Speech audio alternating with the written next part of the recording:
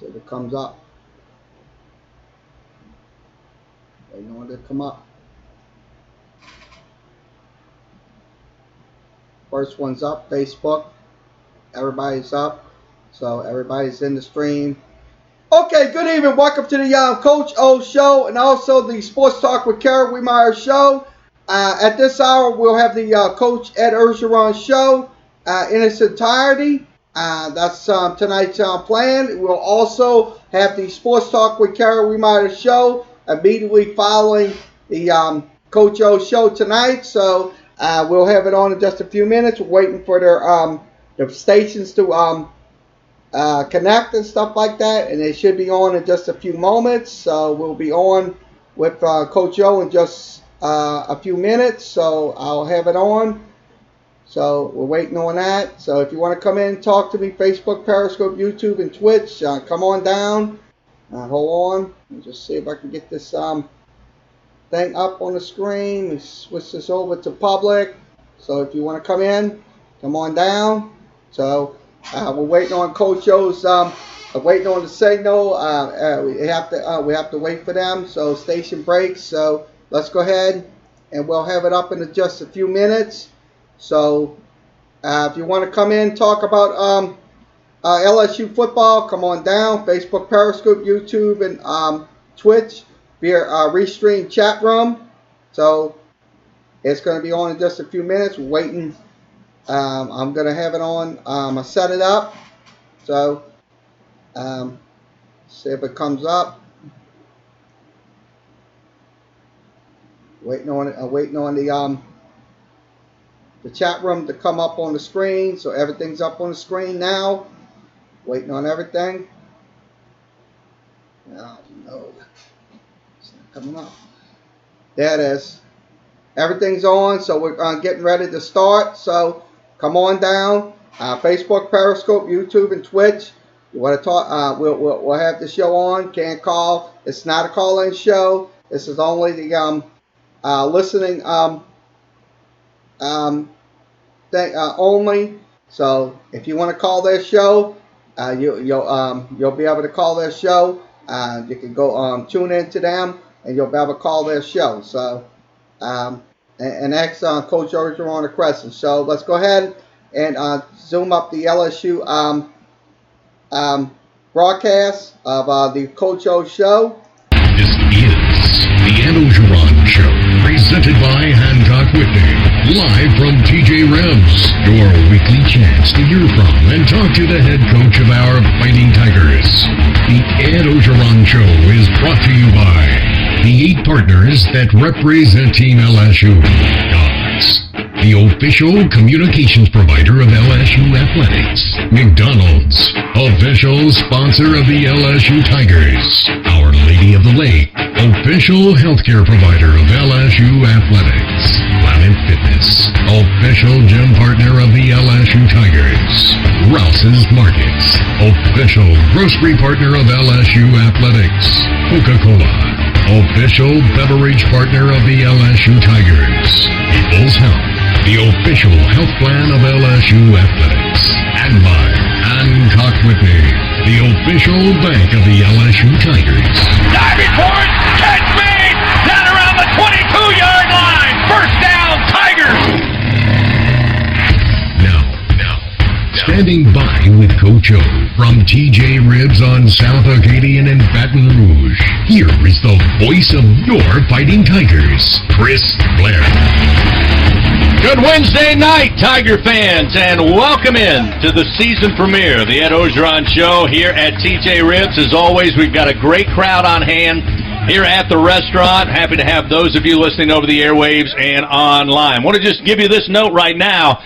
Pretty severe weather going on outside the building, so tonight we're going to invite you to call in. We'll give you those numbers in a little bit, but if you're driving, make sure you just listen tonight. Put the phone away and have 10 and 2. And be careful out there until this weather moves on out here. The season is here, and I know everybody's excited about that. We are just days away. You can even count down the hours now to kick off the 2019 season. It'll happen this Saturday.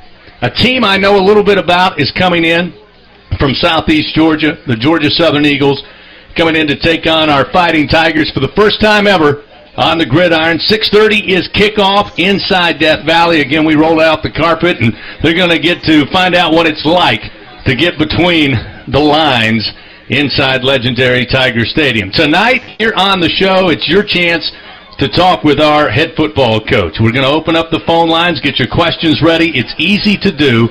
All you have to do is dial 225-578-4827 if you're in Baton Rouge. Toll free from anywhere you're listening tonight, online or on the radio, at 1-800-315-8255. And, of course, you can tweet us live during the show at LSU Radio. We're just underway, just getting started. Stay with us. On the other side of this break, Coach O going to join us here at TJ Ribs. It's the Ed Orgeron Show, presented by Hancock Whitney, right here on the LSU Sports Radio Network. Okay, the Coach Orgeron Show will be back in just a few moments. We're at a break, so we're going to do a scoreboard update while we wait for the Coach Orgeron Show to come back on. So you'll hear me the whole hour during this broadcast. So let's give you the scoreboard update. We're waiting on the scores to come up on the screen. Okay, the scoreboard update, MLB side. The Phillies up 7-2, bottom of the fifth. Also, in the bottom of the third, it is the Nationals up 5-1. Also, the Atlanta Braves up 5-0. Also, the Cleveland Indians is up 1-0. That's in the fourth. Also, in the second, it is the Cubs up 8-1. Also, it is the Reds up 3-0. That's in the bottom of the third. Just getting ready to begin is the Astros and Rays. That's going to on FS AT&T. It's AT&T Southwest. So if you want to go to that, watch that game. It's on AT&T Southwest. That game's on. Also, the Twins and the White Sox are getting ready to start. Also, and the A's and the Royals are getting ready to start. Also, just about 20 minutes to 8, it's going to be the Red Sox taking on the Rockies. Also, the Padres and Dodgers, the Rangers and Angels. Also, the Brewers won 4-1 over St. Louis. Also, the Yankees won 7-3. So 7-3 is your final. So we did show you all the scores on the screen. If you let me get the text off the screen, so if you so you won't complain and stuff like that. So that's fine. Everything's up on the screen. So we're back with Ed Orgeron Show. Let me see if it's back on. We'll be back on after the show for Sports Talk with Kerry Wehmeyer Show. Taking your calls for the coach at 225-578-4827 in the Baton Rouge area or 1-800-315-8255 from anywhere in the country. And live via Twitter at LSU Radio. This is the Ed Orgeron Show, presented by Hancock Whitney on the LSU Sports Radio Network. Everybody fired up. We're excited. The start of the season just days away. Welcome back into the Coach O Show. Don't forget, come celebrate at McDonald's. A buy one, get one for $1 mix and match deal. Choose from a Big Mac Quarter Pounder with cheese, filet of fish, or 10-piece McNuggets. McDonald's, 50 locally owned restaurants in the Baton Rouge area and a proud sponsor of Team LSU. I'm loving it. What I do love each and every week on this show is have the honor and privilege to welcome to TJ Ribs. Ladies and gentlemen, how about a hand for our head football coach, Ed Orgeron? Thank you, Chris. Go Tigers. Coach, we got a great group here, as I said earlier, and you just get the sense everybody is excited. And it happens every time this time of year. But it's been a while since you and I were here at TJ Ribs. In fact, pretty memorable night. It was just before we all took off and went to Arizona on what ended up being a fantastic trip. The work was done by you and the guys, picking up the win in the Fiesta Bowl. And really kick off, I said, 2019 in all facets of the program, when it comes to recruiting, when it comes to facilities, and preparing for what you guys will begin this coming Saturday night. It's been a great off-season for you and the Tigers. Been a great off-season, a lot of momentum. Let me say this, Kelly and I look forward to coming to TJ Rev, see the regular crowd tonight. Thank you for being here. We appreciate you. It lets us know that the season's right around the corner. Obviously, we had a lot of momentum after the bowl. Recruiting went fantastic. This recruiting class is in. Everybody's in except one guy. They are phenomenal. I think that's going to be one of the best recruiting classes that LSU has ever had. I think we ranked in the top 3 or 4 in the country right now for next year. Recruiting is going great. I have an outstanding coaching staff. You know, having Joe Burrow back with us, running the spread offense. We have some receivers that are phenomenal catching the football right now. I can't wait to watch our team play. You know, it may be hard to describe because, you know, I get to visit with Tiger fans all summer long leading up to the start of the season. And in my 4 years, which is a small sample, this has been the most optimism. You know, the expectations you and I can talk about, they're always big at LSU. That's what you sign up for. But the optimism from the Tiger fan base, I think, is really what has impressed me because they like what they see. Everything's trending in the right direction under your leadership. For guys inside the program, like you and the staff and everybody involved with LSU football, and this may be hard to describe, but what does it feel like for you guys, you know, right there where the action is happening? Because I get a sense there's a lot of confidence, cool confidence, about where things are. Yeah, you know, first of all, we have to block out the noise. Whether there's high expectation or low expectation, that doesn't matter. We have to go work at the task at hand. But, you know, to watch our team play, to watch our coaching staff work, and to see the results of each practice. A guy like John Robinson is coach. We have a heck of a football team.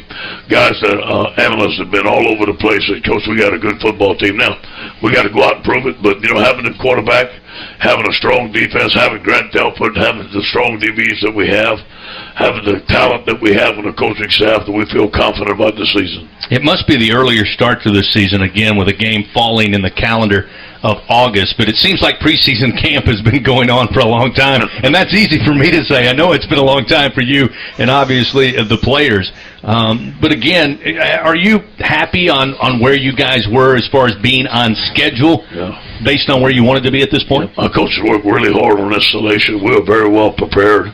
Each day we went out there, and I thought our guys executed well. The 2 hours that we had with them in the summer really helped us out. A lot of coaches were not on summer vacation on Monday and Wednesdays, helping coach our football team. The addition of Joe Brady to our coaching staff has been phenomenal. The things that he's put in the spread offense is helping our guys. We have a quarterback that can run it. Miles Brennan has made tremendous success. We think we've had a phenomenal camp. We've had one injury, one season injury, and Cordell Thomas is an unfortunate accident.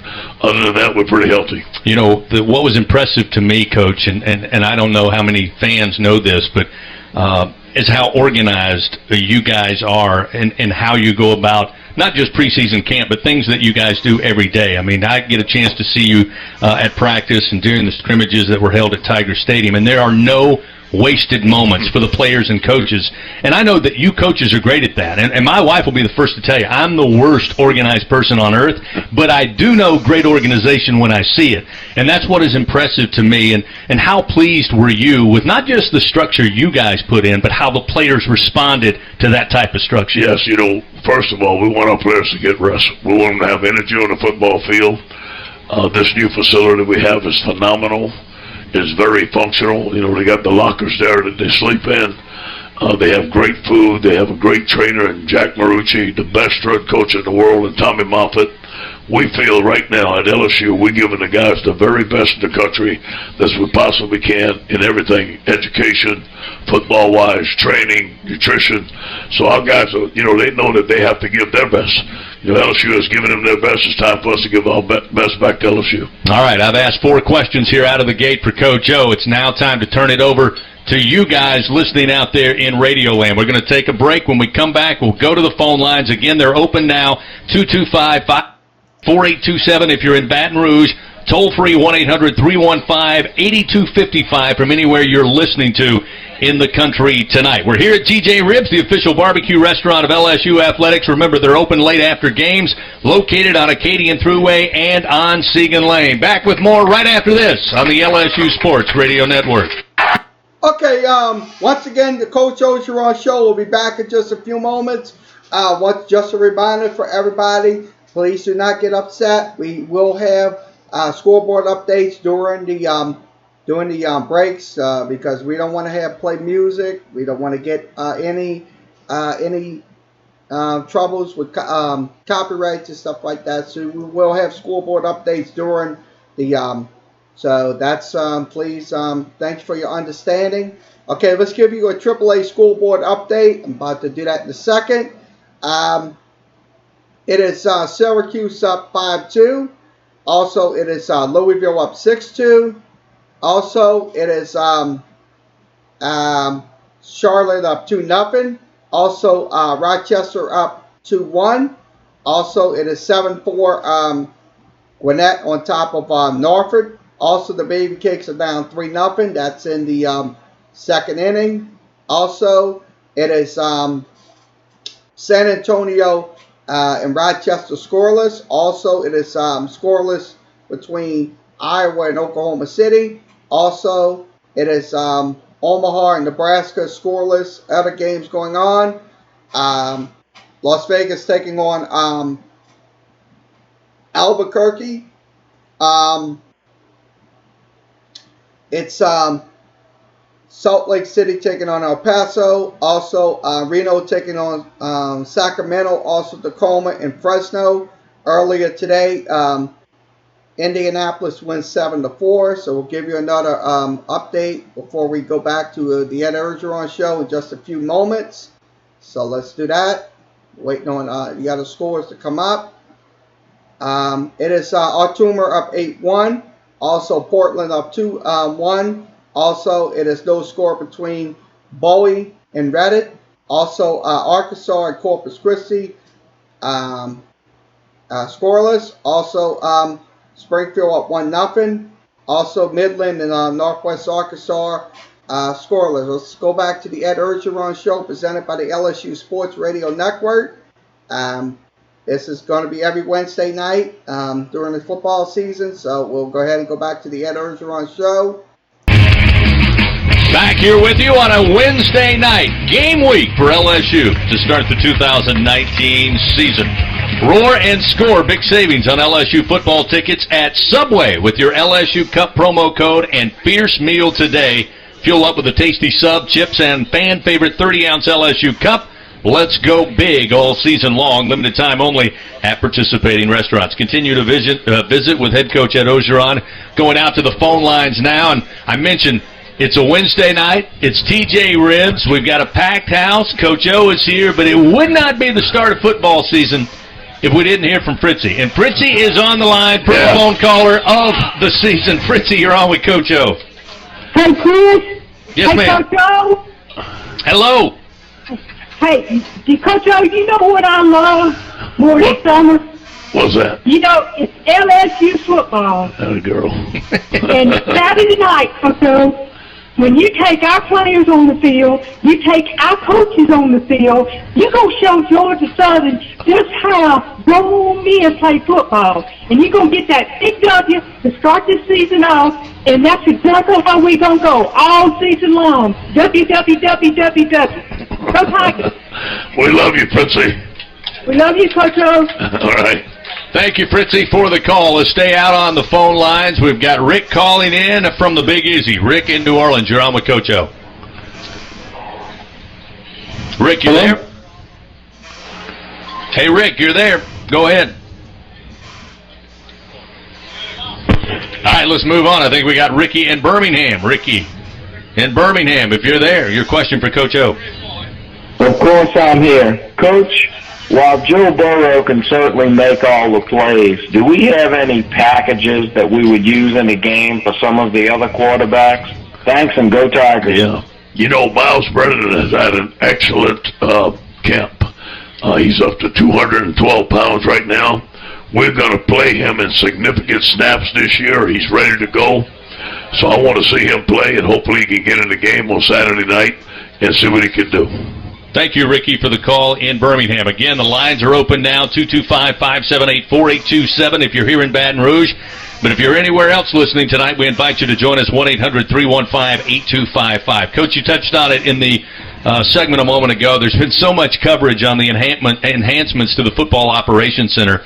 And again, kind of what you mentioned, what impresses me, above all the bling, the pop, and the drizzle, which I understand the young kiddos, they really gravitate to that. It was laid out beautifully for efficiency, and I have to believe, these guys can do so much, from conditioning, getting treatment, film, study, practice. Heck, they can even now sleep in those locker room pods. Yeah. I got to believe there's a lot of college coaches and even professional coaches that say, hey, we want the layout for the way that building is designed. No question. It set the standard. It is the best facility in the country by far.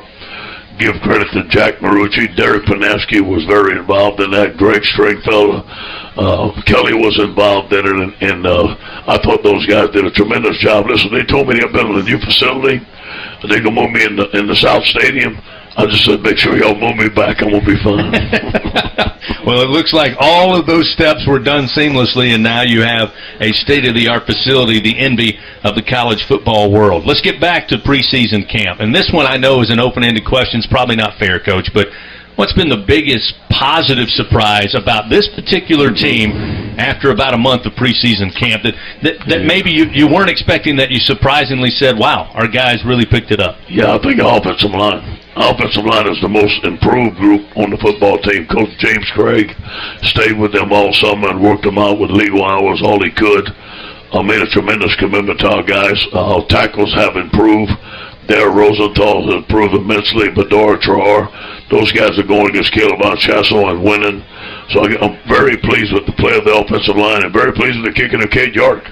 He's been 8 of 10 on field goals, 51-yarder, 54-yarder. But again, he's got to do it in front of 2,500. I think he's about to do it. All right, let's go back out to the phone lines. We've got Elizabeth calling, and I believe Marquette. And I'm going to guess here. I'm like Anchorman. I just read what I see, and I'm not sure. Michigan, Marquette, Michigan. Yes, sir. All right, Elizabeth, your question for Coach O.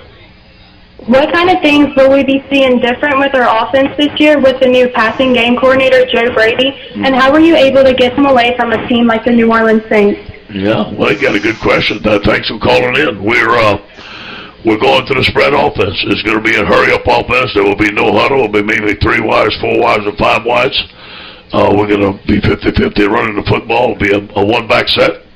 Be a lot of lookovers on the changing plays at the line of scrimmage. A lot of speed to our offense. Joe Brady he came to us as a consultant, came to do some work with us, did a tremendous job. Called Sean Payton, and we hired him. We paid him a lot of money and gave him a passing game coordinator job. It's his first job, and the guy's been phenomenal. All right, let's go out to the phone lines again before we get to our next break. This time, Charlie calling in from Colorado. Charlie, you're on with Coach O. Coach, how you doing tonight? I'm doing good, Charlie. How are you? And I am jacked and racked. I'm a longtime Tiger fan. I was in Tiger Stadium Halloween night, 1959, when Billy ran the punt back. So that's how far back I go. And I just love my Tigers. I got a question for you, Chris. Okay. Were you on the mic when Georgia Southern beat Florida in the swamp? Yes, I was in 2013. Yep. I wonder if you might remember what was the key to their victory in that game, if you recall. Well, they didn't complete a pass, and they just ran right over the Florida Gators. That's kind of what happened. It was that type of thing. So there was no turnover situation one way or the other, huh? Ah, there you go. Yeah, pretty good at protecting the football. Yeah. Well, Coach, once again, I just want to wish you guys the best of luck this year. I've got really good feelings for the Tigers this year. I think your team chemistry from a distance, and I keep up with the Advocate online and all that. I think the team chemistry right now is absolutely 100%. So good luck and go Tigers.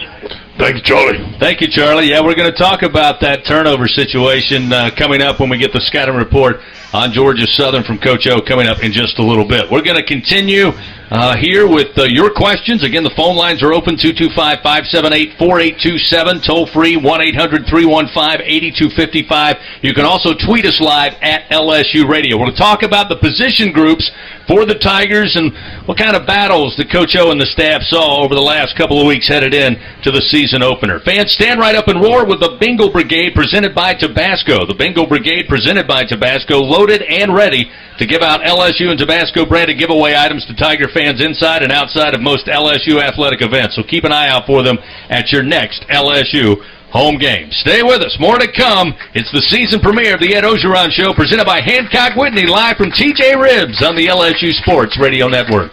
Okay, once again, we're at a commercial break for LSU Coach Ogeron. We'll be back in just a few moments. We'll go over some sports headlines. I'm going to switch over to ESPN. Let's see if I can get my ESPN sports headlines up. We'll talk about what's going on in the world of sports while we're here tonight. So wait, hold on 1 second. Try to reset it. So we'll be back in just a few moments. So let me go ahead and get back on. So we're going to go back. We're going to get on ESPN. See if I can pull it up on my computer. I'm trying to see if I can. I don't know if I'm getting. Just hold on 1 second. We'll get it back up in just a few minutes. Just give you an update on what's going on ESPN. ESPN.com is the website we use all the time for sports and stuff like that. Okay. Let's go ahead and talk about that. NFL says that's what we're showing you during the breaks. Okay. NFL says Hunt can't be with Browns doing the ban. So that's in the news right now. That just came out at 3:16 Central Time in the Central Time Zone here. I'll be honest with you. I think it's should be implemented to the core, because I'll be honest with you. Look, what Kareem Hunt did was absolutely dumb. What he did, roundly implausible to enter the gates of the. So I'll be honest with you. That right there, he should be banned. He should be banned for what he done. So he should suffer the consequences like everybody else. Look, everybody else has consequences. We have to suffer the consequences for our action. He should suffer consequences for his actions. So that's going on right now on ESPN.com. You can go to ESPN.com anytime and read up on those stories and stuff like that. So we'll go back to the Ed Ogeron Show, presented by the LSU Sports Radio Network. Once we're finished, we'll have the Sports Talk with Kerry Wehmeyer show. That will be again right after the Ed Ogeron Show. Let's go back to the Ed Ogeron Show in progress. Via Twitter at LSU Radio. This is the Ed Ogeron Show, presented by Hancock Whitney on the LSU Sports Radio Network. Enjoy the fun of tailgating without having to worry about setup or teardown. Let Revelry Sports and Entertainment do all the work for you. Tailgate packages for the season and single game spots now available at the Oaks, presented by Rouse's Markets. Just go to revelryteam.com/LSU, or you can call 225-244-9345. No place like LSU to tailgate for a college football Saturday. Going to go out to the phone lines here in just a little bit. But, Coach, we talked a lot about the quarterback. You've talked a lot about the quarterback play with Joe Burrow returning. And I know for you and the offensive staff, there are things you pick up that you say, wow, we can tell where he's taken a step forward from a year ago, which happened to be a really good season for Joe. But for all of us who are watching the game on Saturday night and throughout this season, I mean, what are some tangible things that we should look for that tells us, wow, he really has taken the next step forward? You know, more comfortable on the offense. Knowing the progression, knowing where to go with the ball, checking out of bad plays, getting us into good plays, seeing one coverage and checking the play and going to something else, being really consistent as a leader. Joe is tough, as we all know. Joe has the will to win, so those are the things, those are the intangibles make him a great quarterback. Not trying to give away anything as far as X's and O's, but we all know we had a chance to see him run, especially in zone read opportunities last season. We found out at the end of the season that you probably wanted to do that a little bit more, but you only had one healthy quarterback, scholarship quarterback, and you had to be careful with that. Obviously, that leads me to the question, can we expect to see more of that, him involved in the running game this year? Yeah, there'll be times where we're going to need him to be involved in the run game. Some games we won't need him to be involved in the run game. We're just going to take that game by game. All right, let's go back out to the phone lines as promised again. If you're out there, got a question for Coach O, 225-578-4827, 1-800-315-8255. I love when the fans do all the heavy lifting. Let's go to Joey calling in from Alexandria. Joey, you're on with Coach O. Yes, sir. I was just wondering how you thought this defense compares with other defenses you coached or been around, and I guess talent-wise and recruiting. Yeah, I feel like it's the best defensive backfield that I've ever been around. You look at Grant Delpit, you look at Christian Fulton, you look at Derek Stingley, Todd Harris, Jacoby Stevens, Marcel Brooks, and then a young man named Cordell Flott, who may be one of the top corners we have on a football team. We're loaded at the defensive backfield position. I think those guys are going to have a tremendous year in interceptions and being around the football. Our linebackers are quick and aggressive. Caleb Chassel's back. He has a chance to be one of the top rushers around. We're solid up front. We have a rotation. So I feel good about our defense, but we're going to have to stop the run. Last year we gave up 167 yards rushing a game. You cannot win football. You cannot win a championships given that much. We have to get to 100, 120 to be successful. Passing game, of course, going to involve receivers, tight ends, the hybrid tight end position, and running backs, so we're told. When it comes to the offensive backs, and we're going to get to the receivers in just a little bit, but I had a chance to have dinner with you before fall camp, and one of the things I wanted to ask you was you've got such an abundance of talent in that running back position. Clyde Edwards-Helaire, obviously, with the experience and a great job last season, got some youngsters behind him, but it seems that all of them very talented, but they have almost like certain specialist skills that they have. Yes.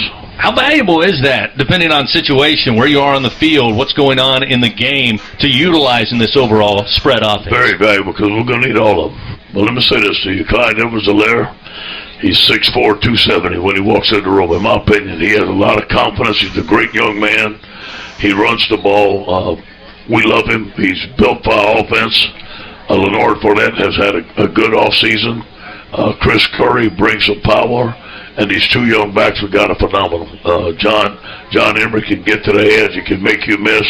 Tyron Davis is a big back with some speed. They're both good young kids. I think they're elite backs, so we have 5 guys. We can use them all. Yeah, I get the sense, and you've told us that really for the last couple of weeks, that all of these guys are going to get their opportunities. And especially, I think everybody's excited to see those young guys, because Leonard had some big moments in last year's game. Yes. And as you said, Clyde Edwards-Helaire, I think, is the most underrated back in the SEC for my money. But those two young guys, it was probably interesting to watch them battle along with Leonard and Clyde Edwards this preseason camp. Yeah, they came in very focused. They worked hard. They've had an excellent camp. We gave Clyde and Leonard the day off. Chris was hurt for one scrimmage, our last scrimmage. We let Tyron and John Emery take all the snaps. The defense was fired up. They wanted to welcome to college football, which they did. The guys, the thing I was most pleased with in the scrimmage that they participated in, there was not one fumble. And for a young running back, you have to take care of the football to play at LSU. Those guys are going to be dynamic. Let's talk about the tight end position a little bit. And I said earlier hybrid tight end, because your personnel, Stephon Sullivan, of course, and Thaddeus Moss, which I know everybody's excited. You, I know, and the staff excited, because it's been a long time, unfortunately, for that young man to get his opportunity. But it looks like this season that's going to come to fruition. Tell us about this tight end position, because when I look at those guys, and I'm around those guys, they look like NFL receivers. Yes. And we know they can catch, we know they can run routes, but there are going to be times in this offense they're going to be asked to block. How did they approach that in getting ready for the season? I do believe they made a lot of improvement. Bill Johnson comes from the NFL, and he's been with us a couple of weeks. He goes, your tight ends block better than NFL tight ends. So those guys have made a tremendous improvement. And Steve Ensminger, who used to coach the tight ends, he's been heavily involved in their blocking. I think those guys have made a lot of progress. The guy I'm most impressed with is Thaddeus Moss. He's catching balls all over the field. He's healthy. He looks like the player we recruited. I'm excited about the season that he's going to have. Before we go to our next break, and again, if you're out there, we'll take your phone calls. 225-578-4827 if you're in Baton Rouge or the surrounding area. Toll free 1-800-315-8255. Let's talk receivers, and I know we could talk about those guys for the duration of the hour, but I've been working hard to make sure I know every one of them, Coach, because I kind of had a feeling, all right, I know this guy, they're going to have a great year. Then I go out there and watch some of the practice and scrimmage, and I'm like, wait a minute, I'm going to have to go maybe 3 deep with this group of guys. But that has to be one of the fun battles to watch in preseason, because they're all going to get their opportunities, but you knew they were battling to get on that first, second, and third string. You know, the best thing about this camp is they're catching almost every ball, which I'm most pleased with. Last year we had trouble catching the football. Joe Brady and Mickey Jones have done a tremendous job on focusing and catching the ball. Justin Jefferson's one of the best receivers in the country, hands down. He's a great player for us. Jamar Chase, Terrace Marshall, those guys are phenomenal. And then we got a young guy named Trey Palmer who won the 200-meter dash at Kentwood. He's going to come in. He's going to play some good football for us. John Trey Kirkland's out there. You know, Stephon Sullivan could be a tight end or receiver. These guys are loaded. We're loaded at wide receiver. I can't wait to watch them play. Yeah, I've had so many people ask me, Chris, which one do you think? Who do you think our standout receiver is going to be? And I'm like, I don't have a clue. Ask me come late November. Maybe one of these guys will be the one, but I think all of them are going to be able to contribute in a big way. And we're going to have to. We're going to play 3 wides, 4 wides, 5 wides, rotate these guys. You're going to see a lot of guys going in and out, keeping them fresh. I think Justin Jefferson right now is the top guy. And then these other guys, we're going to catch up with him. But right now, he's been phenomenal all camp. All right, looking forward to it. And you'll get a chance to see them coming up Saturday, 6:30 kickoff. LSU hosting Georgia Southern inside Tiger Stadium. A few tickets remain. You want to see this team in person. You've got questions about LSU football for 2019? Come see for yourself. Get your tickets right now. A few available at lsutix.net. And come experience the best pregame activities at Kuyon's Tiger One Village. You can listen to live bands, and, of course, our LSU Game Day gets the day started, presented by CST each week before kickoff. You'll catch Rockin' Doopsie perform live this Saturday at 2 o'clock on the Budweiser Good Sports stage. Again, it's going to be a great atmosphere, and you need to be right there in the center of it all, located in front of the Maravich Center. So before LSU takes on Georgia Southern, we look to see you at Kuyon's Tiger One Village. Get to some phone calls. I'm going to start talking about Georgia Southern, find out what Coach O expects from the Eagles when they roll into town this coming Saturday. As we continue, it's the Ed Ogeron Show, presented by Hancock Whitney, live on the LSU Sports Radio Network. Okay, once again, the Coach Ogeron Show is at a break. We'll go back to what's happening on ESPN. Let's switch it back. So we'll see what's happening there. So I'm about to do that 1 second. Let me see what else we can talk about while we're in a break right now. That's a break. Okay, let's talk about that. Okay, let's see what's happening. I'm switching over. Okay, this is what we're talking about. Colby, this is the headline. Colby, nothing but love for Shaq after the drama. So I don't know what happened there. Jalen Rose explains about it, but we ain't gonna be able to play the video. So we'll play the video right after right after the show tonight. We're doing. Kobe Bryant says he has no beef with Shaquille O'Neal after comments came to light that Bryant thought he could win his 12th NBA title if a dominant big man had Bryant's legacy work ethic. Look, I'm going to be honest with you. This right here, I'm going to tell you, all this is just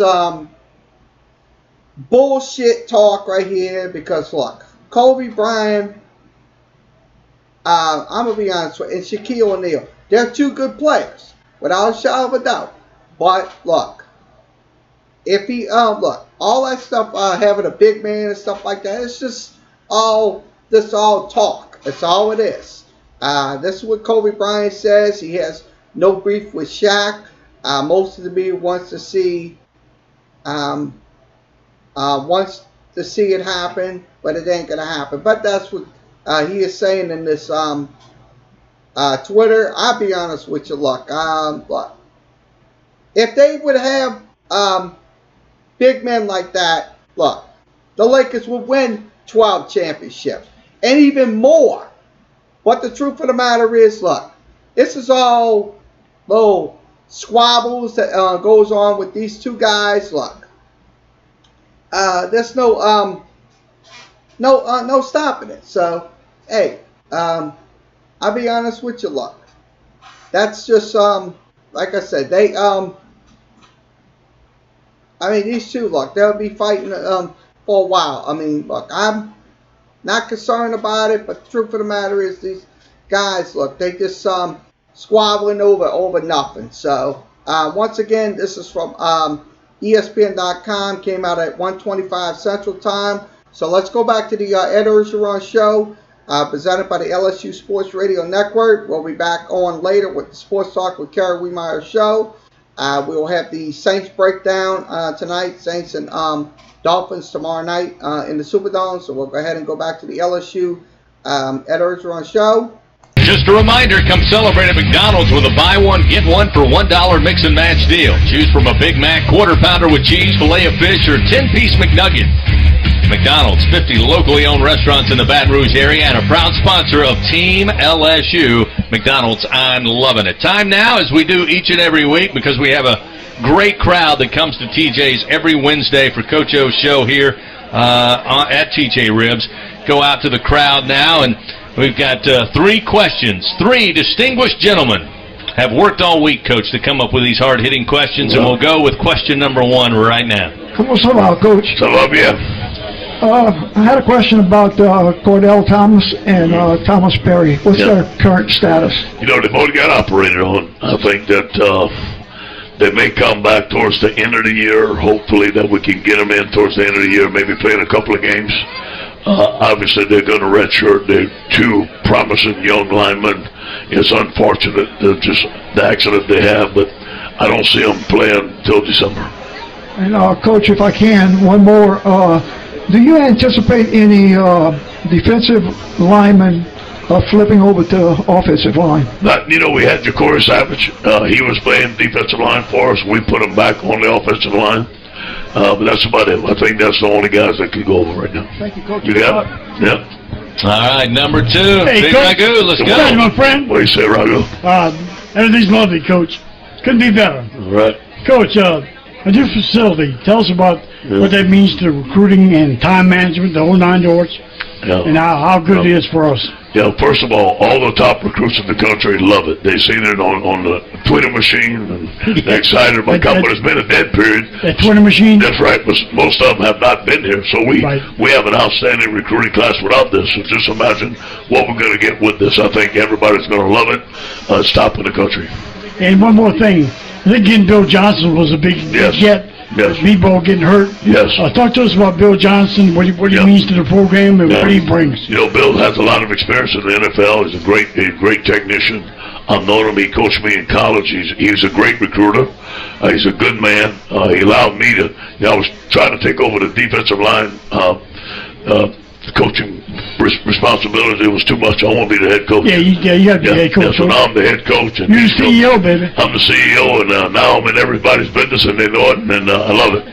And also, Bill Johnson just happened to coach a fella in the NFL whose nephew is a big recruit. I ain't going to mention his name, but no question. We know who he is. Yeah, he coached the MVP. Go Tigers, Coach. You got it. You're doing a great job. Keep it up.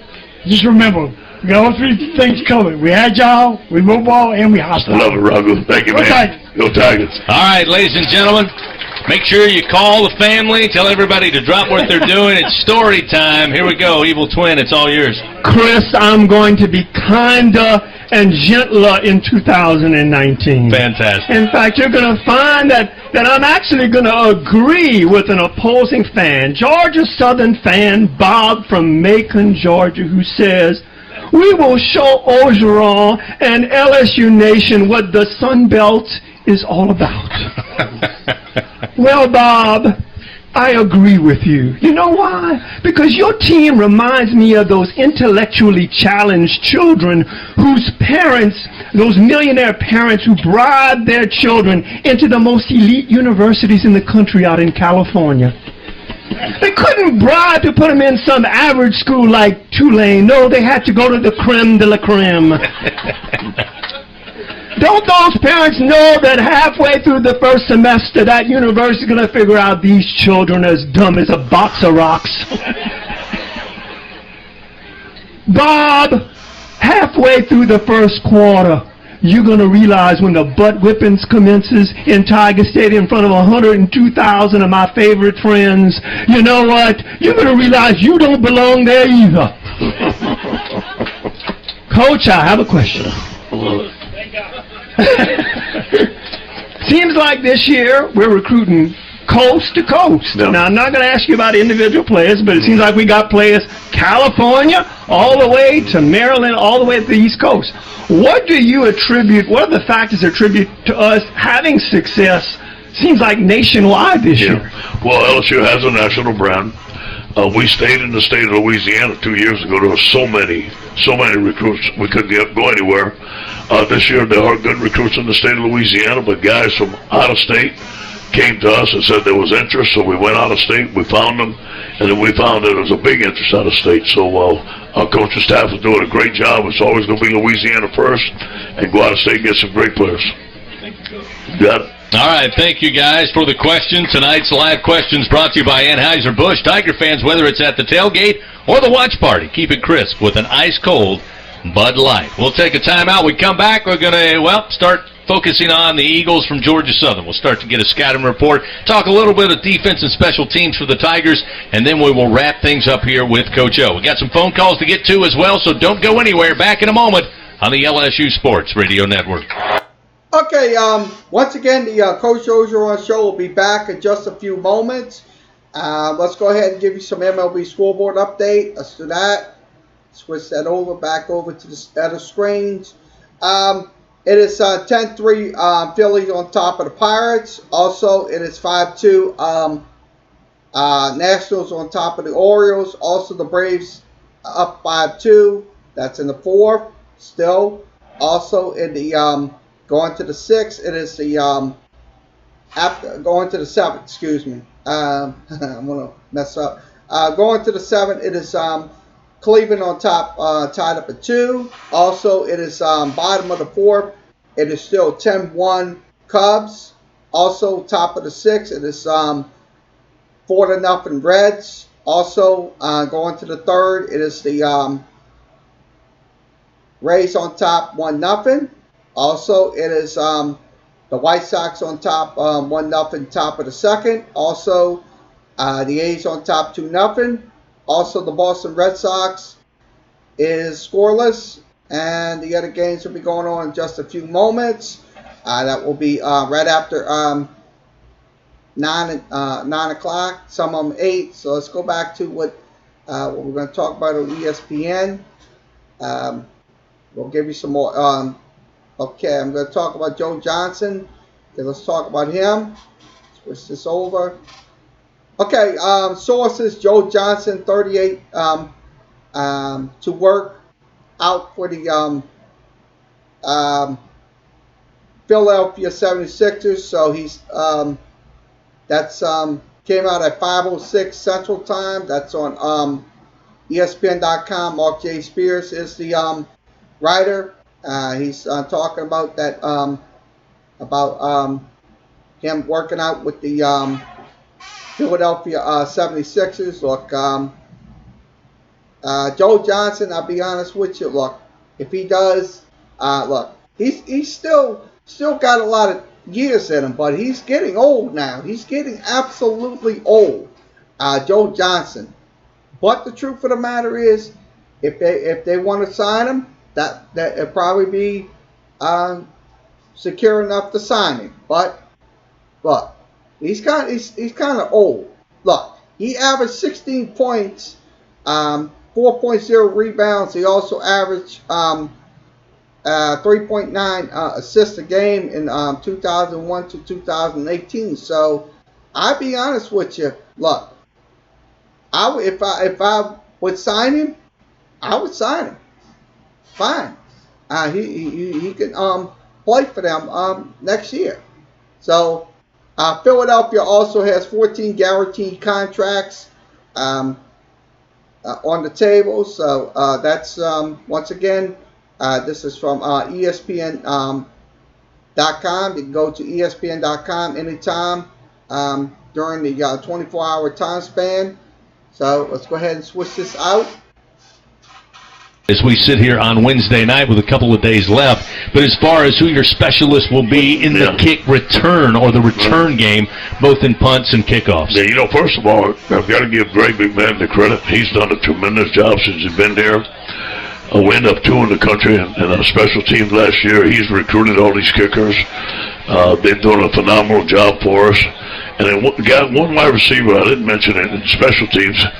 He is probably one of the best special teams player in the SEC and has had a great camp at wide receivers, Racing McMahon. He's big, he's strong. Racing's a very valuable player on our team of special teams at wide receiver. Derek Stingley is going to be phenomenal in returning punts. He was phenomenal as an offensive player. He's good enough to play both ways. I told his daddy we wouldn't. Every time he touched the ball, it seems like it's going to be a touchdown.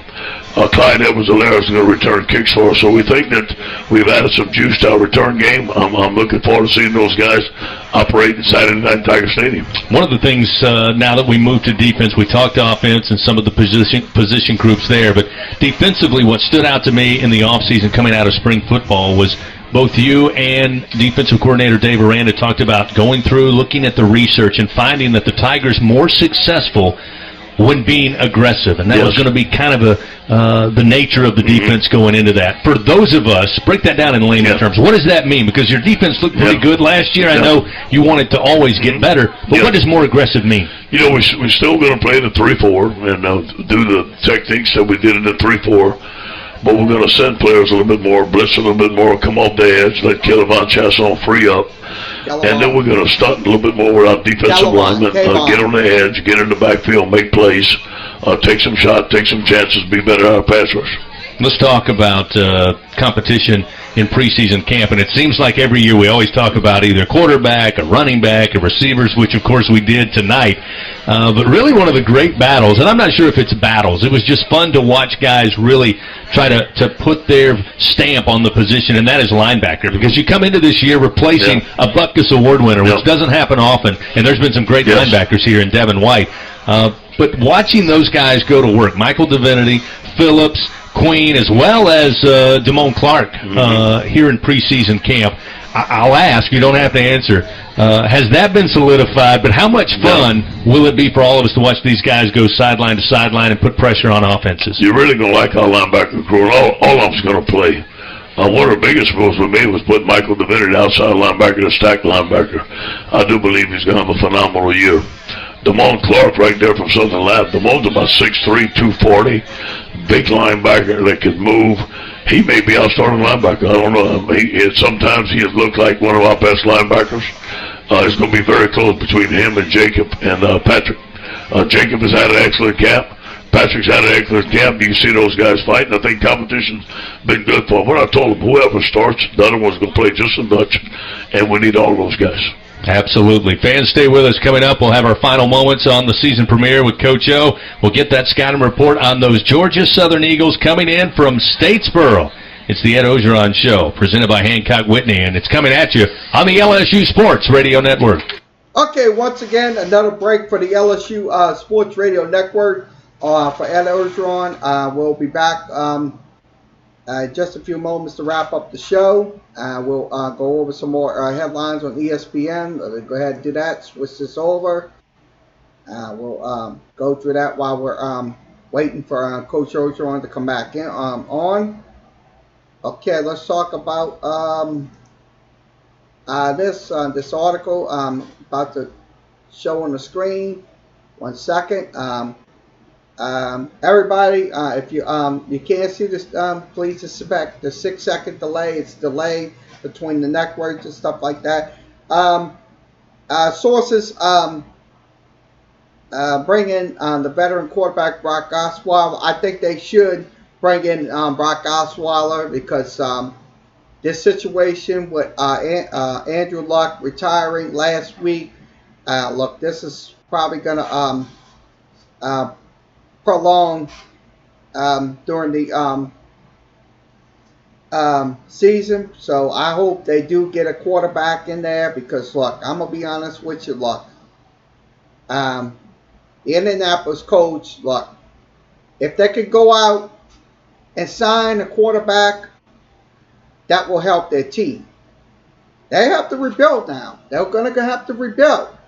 But if you get in a veteran quarterback like Brock Osweiler to come in and take the snaps for the coach, look, I'm all for it. I'm all for it. I mean, they got to get a quarterback. I don't care if it's a rinky-dinky ship-for-brain quarterback. I don't care about that. I care about if they get a quarterback and it helps their cause. So that's what I care about. I don't care about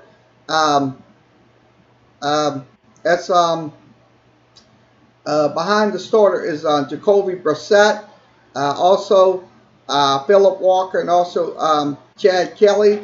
So if they do sign him, that most likely will help their cause. In 2018, Osweiler had a 63% completion percentage. He also had a 1,247-yard pass yards, and he also had 6 touchdowns and 4 interceptions. So that would be key right there to bring in a quarterback for their team. Because if you don't, you may have to draft a quarterback next year. Because if the Colts go into the tank, they're going to have to get another quarterback. So this is from, once again, Mike Welsh. You can reach him at ESPN.com. That's ESPN.com. Let's go ahead and go back to the last few minutes of the Ed Orgeron Show presented by the LSU Sports Radio Network. So let's go ahead and do that. But I'm going to hand it over to you. Your question for Coach O. Coach Curtis had one question for you. Could you please tell us what the status is on linebacker Starks from John Eric, please? Yes. I'll hang up and listen. Mm-hmm. He is very close to qualifying. He is taking a class right now. He's not finished with it. It's going to be very close to the deadline to where we can admit him into school. He's going to have to be cleared, but there's still a slight chance that he could be in school this year. We have to see. We have to wait a couple more days. All right, thank you for the phone call, Jeff, and my apologies for waiting to get you on the air. Coach, the Eagles from Georgia Southern, as I mentioned, roll in here on Saturday, 10-3 a year ago. A lot of returning personnel, specifically what stands out, the offensive line all returning, and a quarterback that knows how to run this offense in a run-heavy strategy. Proud program, got 6 national titles in the FCS, the old Division I AA, and some really big moments so far in their young FBS history. When you watch the film from that 10,000-foot view and somebody says, Coach, I know nothing about Georgia Southern, how would you describe the team coming in Saturday? Tough, hard-nosed, well-coached, plus 22 in the turnover margin. That's elite. That's number 1 in the country. We were plus 12. We were 7. They take care of the football. They get turnovers. Very well coached on the offensive line, but it's all about their quarterback, Shane Wirtz. He's a phenomenal player. He runs the triple option, which can be very challenging to your defense because you don't see it every day. He scrambles around there, makes plays. This is a well-coached football team. On defense, they're 3-4. They play base defense. They got good, strong defensive linemen. They have a safety that was the MVP in their league. It's going to be an NFL player. Very well-coached team. They're going to come in here and give us their best shot. We know that. You mentioned their quarterback, Shai Wirtz. He's the returning quarterback. He's got a skill set, having been around that program, that's almost tailor-made for what they do because of what he can do in the running game as well as the throwing game. I mean, about 266 yards per game running last season and only about 79 yards passing. But you and I both can agree watching the film, when they do decide to pass, because they try to put you to sleep with all the running and the pitch and the dive. But if you try to cheat, sneak up a little bit, especially your defensive backfield, that's when they'll throw one, and they're pretty effective. How do you guys utilize your speed? How do you utilize being aggressive while yet still maintaining the fact that you got to be ready for that pop pass? You have to play assignment football. One guy has to dive, one has the quarterback, one has the pitch. You still got to have a free safety in the post. You always got to protect against the deep ball, the rail routes, the pop pass, the play action pass. We have a lot of guys on our staff that's defending the option. I know Dave has a tremendous plan. Look, those guys are going to come in here and make plays. They're going to be aggressive. They're going to run the football. The thing I'm concerned about is tackling. We have to tackle well in open space. The first game tackling, like we see on TV, is not, sometimes they're good, sometimes they're not so good. We have to tackle well in space. How big will it be for your defensive front and even all of your edge rushers, really? Because, again, playing this type of offense, assignment is key, making sure you're where you're supposed to be and not trying to do something you're not asked to do, but also disrupting the play at the point of attack at the snap of the football is key. Tackles for loss and sacks were off the field, and we know that. So we're going to have to make some plays in the backfield, not letting them run the ball in between the tackles. All option teams want to establish the dive. If they have to dive, you don't have a chance. So we're going to have to make plays in the backfield, force the ball on the perimeter, and use our speed. You mentioned they led the nation in turnover margin at 22. They only had 5 turnovers as an offense in 13 games. But to have that turnover margin, you got to have a playmaking defense. They've got 2 pretty good ones at corner. Yeah. Pretty veteran linebacking core as well. I know you're a defensive guy and sees things that the rest of us don't. What do you see defensively from them? They tough, hard nosed. Here's what I told our team. We're playing 22 Tory quarters. That's right. That's how it is. Those guys are tough. Tories are tough, hard-nosed football player. They love football. You can tell the way they play. This is going to be a challenge for our team. We're going to have to be up, ready to go, and play Tiger football. Coach, I think I know the answer to this as we wrap things up. Everybody's excited to see this new offense. I know you're ready to get the Tigers out there on the field. But to find out what it's going to be like, people just going to have to show up and see. Is that right? Yeah, and the best thing that we do is we get on that bus, man, and we walk down that Tiger Walk and see those fans, and it ignites our football team. We run out there, there's 102,500. It just gives us a spirit of winning, a challenge to represent LSU. So I know the stadium's going to be full. I've been bragging about our fans, so let's put it on national TV. Let's see what we got. No better place than the campus of LSU on fall Saturdays. Coach, best of luck. We'll see you Saturday night in Death Valley. Go Tigers. Fans, that'll wrap it up. The season premiere. We'll see you Saturday night in Tiger Stadium. For the coach, our entire staff, and all of you, thanks for coming out. We'll see you next week. And until this Saturday night, this is Chris Blair saying so long and go Tigers. Okay, that concludes tonight's El Orgeron show. For this evening, we will have the Sports Talk with Kerry Wehmeyer show. Welcome to the, once again, everybody on Facebook, Periscope, YouTube, and Twitch. Welcome to the Wednesday edition of the Sports Talk with Kerry Wehmeyer show for Wednesday, August 28th, 2019. We're going to be going over today's this is Breakdown Wednesday. We'll have Saints football. We'll break down the Saints versus the Miami Dolphins, which will be this coming Thursday night in the Superdome. That's going to be the last preseason game before the regular season begins. That will be on September 9th. Tonight we will be breaking down the Miami Dolphins tonight, and also we'll do the film study, stuff like that, and also the stat breakdown. So we'll give you a recap on what happened on the Miami Dolphins. They did defeat the Jacksonville Jaguars on August 22nd by the final of 22-7. So we'll give you the scoring plays and stuff like that. This is their last time that the players, that the new rookies and stuff like that make an impact. So they will get on the Saints roster. So we'll give you a breakdown of this game, and also we'll do a film breakdown as well. We'll go through that, dive through that. So let's go ahead and give you last week's results. It was 22-7. Miami winning over the Jacksonville Jaguars. They are now 2-1. So let's give you the scoring plays. Let's go ahead and go back to the scoring play beginning. Let's go ahead and do that. I have it on my screen. This is from blank.com. This is the search engine. We get you get all your NFL scores and stuff like that. And you know the rest. Okay, let's begin breaking down the scoring summary. Scoring summary for the Jacksonville Jaguars began at the 4:02 mark. It was on 8 plays, 75-yard, 10-yard touchdown pass from Nick Foles. made it 7-0. That was the time of possession was 3:56. The scoring time was 4:02. That was in the first quarter. Miami kicked the field goal. It was on 5 plays and 25 yards. It was 7-3. Jacksonville. That was at the 2:56 on the time of possession.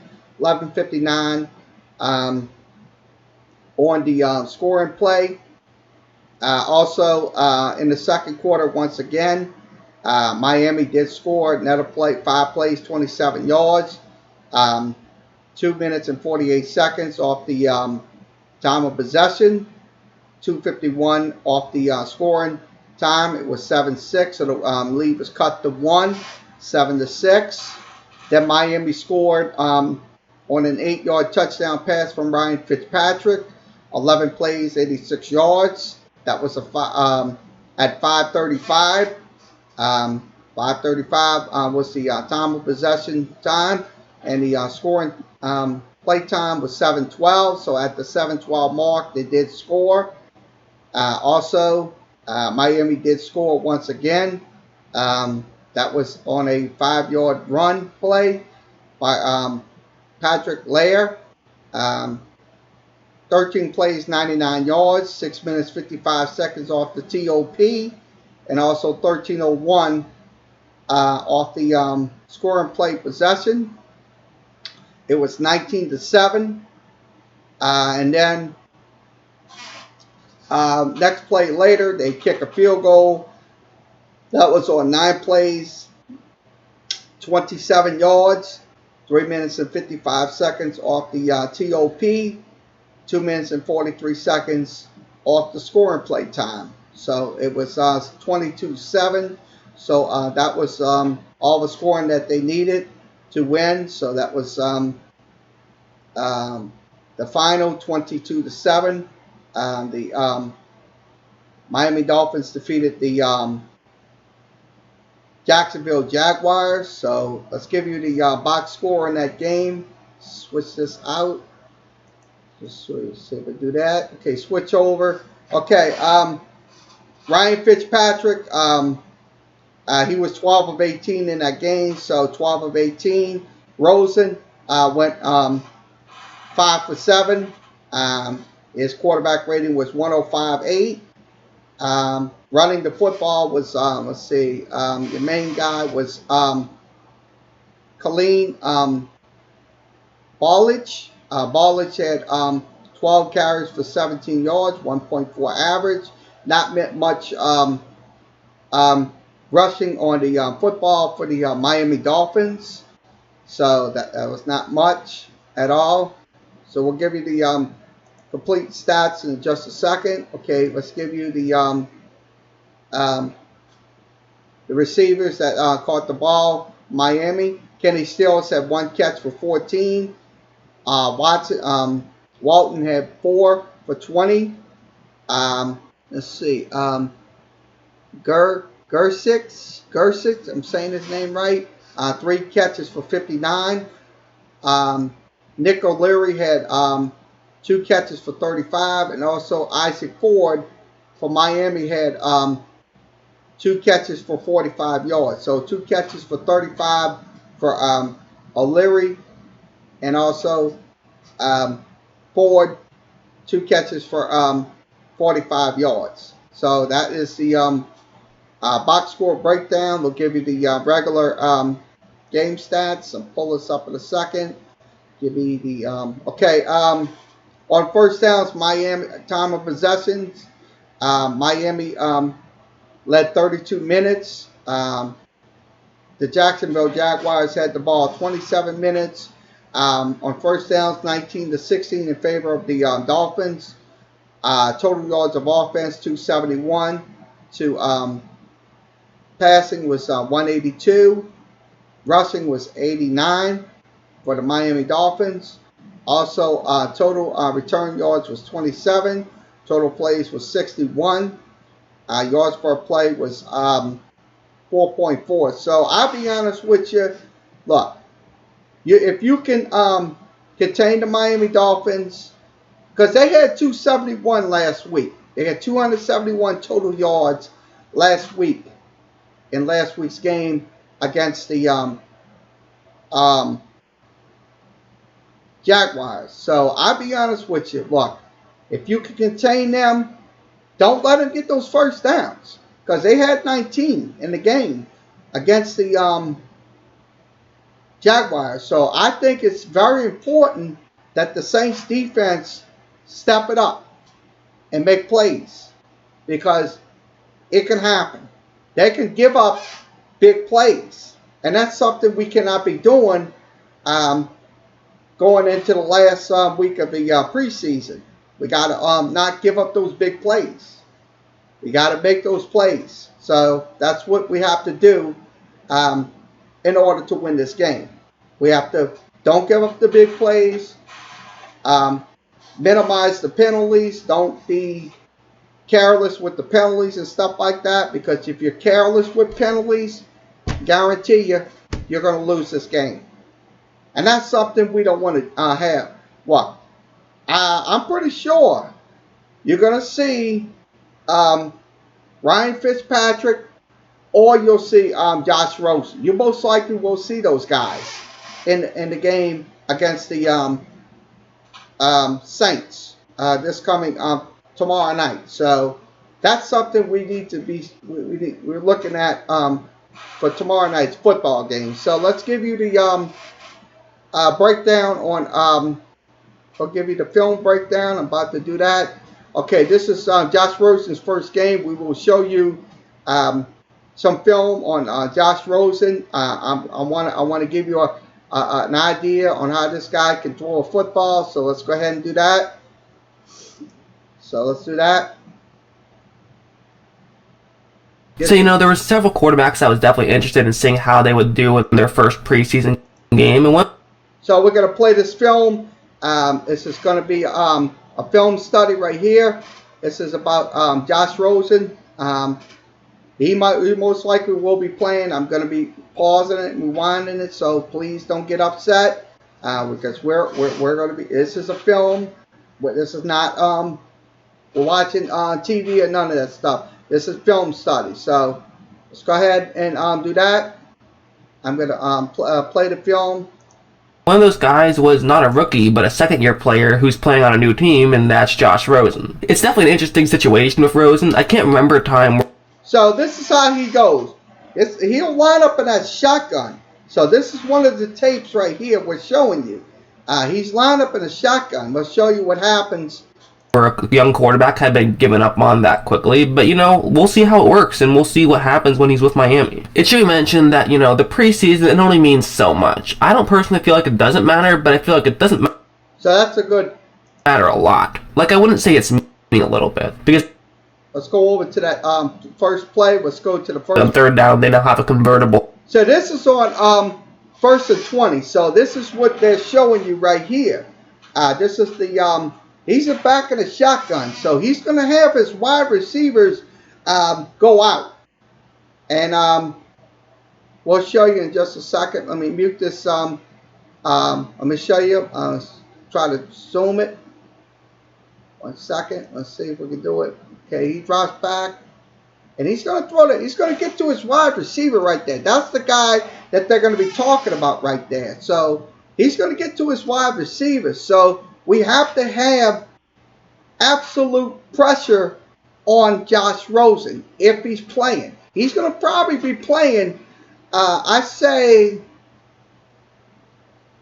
maybe in the second quarter. Because if they put Fitzpatrick in there, they're probably going to have Rosen come in after him. So let's show you the play. So waiting on the play to pass. So it's look like he's pausing it.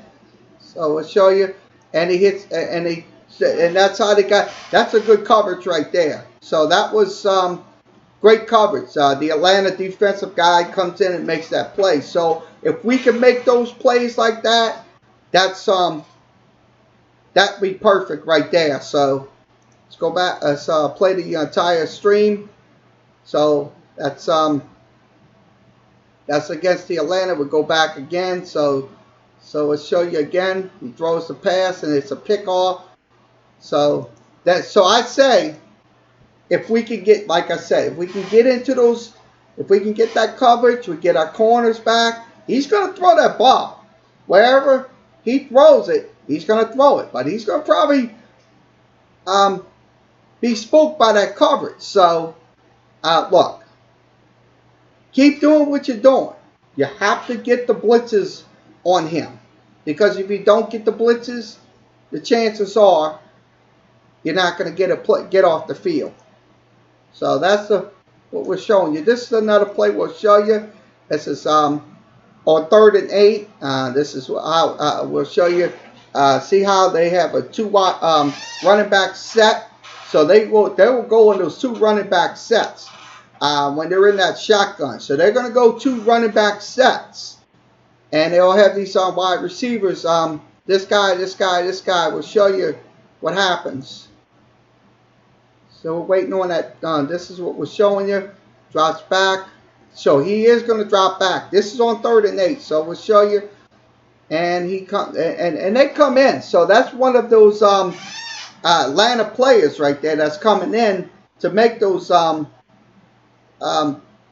defensive plays right there. So I think if you can get that coverage, if you get him, see, like if it's going to be a 3rd and 8 situation, you have to get some blitzes on 3rd and 8. Because if you don't get blitzes on 3rd and 8, guess what? That's going to turn into maybe 10, 15, 20 yards.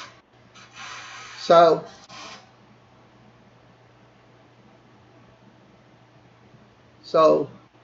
I'm going to let this guy explain it to you, and then I'll be talking. But instead, he's going to make this throw wall wrapped up, and it actually still results in a catch. So that was a good catch right there. So that was a perfect catch.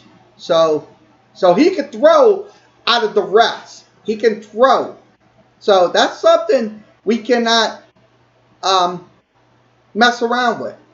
Because he'll throw those things. Because if you hit him, and he's going to get that ball off. Josh Rosen. So I don't really know whether to call that a negative or a positive, if I'm being honest. My gut reaction would be don't make those throws, especially not that far down the field, because way more often than not, those turn into turnovers as opposed to them being completed passes. But at the same time, it should be mentioned, I mean, hey, it worked. And I mean, you should at least feel some confidence in Rosen himself for being able to make a type of throw like that. I mean, that's not easy to do athletically, but he was able to do it. I definitely thought that it was kind of hard to see exactly how well he played in that first game, just simply because his offensive line didn't really do him many favors at all. Really, he was running for his life all night. And even in this play, that Falcon is the... This is on 3rd and 10 right here. This is on 3rd and 10. So Atlanta's going to have their guys up there. You're going to have a one-back person in that backfield. So you're going to have a one-back in the backfield. And you're going to have the other ones are going to be the wide receivers and stuff, and also the blockers. The guy who I'm going to want you to take a look at, as it's going to be a left tackle going up against him, but they'll also have the halfback to run up and chip him. So for Rosen, you should be saying, okay, we're chipping an edge rusher. That should mean that I have nothing to worry about right now. That should be the mindset. At least one guy is going to get taken out of play, so all I have to worry about is edge rusher on the bottom half of the screen. But if you look at the left tackle, he's way too far over to the left side of the screen. You know, you have to have the mindset of, okay, if you want to run to... So I'd say that was a good, I'll be honest with you, that would be a good blocking scheme right there. That's a pretty good blocking scheme. Look, he said he was right on the other side, but I'd say that's a good blocking scheme. That could have been, let's see what happens. To the left side of the screen, go ahead, because I'm going to have a halfback and he'll just chip you right into me, and that's a great situation for me. But he's kind of playing this out as though it's just a regular play, which is a bad thing, because now the Falcon can easily just break inside a tackle and he can get right to Rosen for a sack. Again. So that's how you get to Rosen, because you go on that side, you make a side tackle. That's what you have to do when you do these schemes. If you go 4-3, if you go a base or whatever, because Rosen is going to throw the ball. He's going to throw the ball. So that was a good defensive play by the Atlanta linebacking core. So Again, for Rosen, I mean, you can't blame him for that one. I mean, what are you supposed to do in that situation? By the time he's looking upfield, just try and make a read, he's already on the ground. And things like that are in a large way why you can't really take too much meaning into a preseason game. I definitely think you shouldn't put too much faith into a statistics preseason game. I mean, again, statistics may be a little bit here and there, but really you should just watch the tape if you are going to evaluate someone based on the preseason. You know, someone like Dwayne Haskins, you look at his numbers and say, oh wow, he actually had some really good throws as well, and kind of just look at someone, watch the tape if you are going to evaluate someone based on no touchdowns, 2-1. So that's what we're showing you. This is very interesting right here. Film study right here. How Josh Rosen in the first game against the Atlanta Falcons. Reception, but again, how much stock do you really want to have in that? I don't know. It's their plays, but in terms of degree of difficulty, that's a very, and that one might not have had the most positive. So we'll go back to that play. So that was at 2nd and 11. So we're gonna break that down for you. Impact compared to some other plays, but so that was a perfect play right there to his wide receiver. So that's something right there you have to avoid. It's those pass plays going to those sidelines because they will throw those pass plays. That's something. In terms of degree of difficulty, that's a very tough play to pull off, but after this play develops, is, you know, this is on 1st and 10. We're showing you a 1st and 10 situation. So you don't mind the circles. That's the guy that's doing the film, so don't mind the circles. So receiver's pretty open, so Rosen was going to say, okay, let's take a shot. And when the defensive back isn't further along than your own Miami Dolphin player, you can say, you know what, I trust my player to get open. I'm going to take a shot here. Let's see what happens. And it also helps that he makes a perfect throw. His receiver makes a good catch, and they're able to pick up a big game. So that's towards the sideline. So that one right there, that's another sideline pass.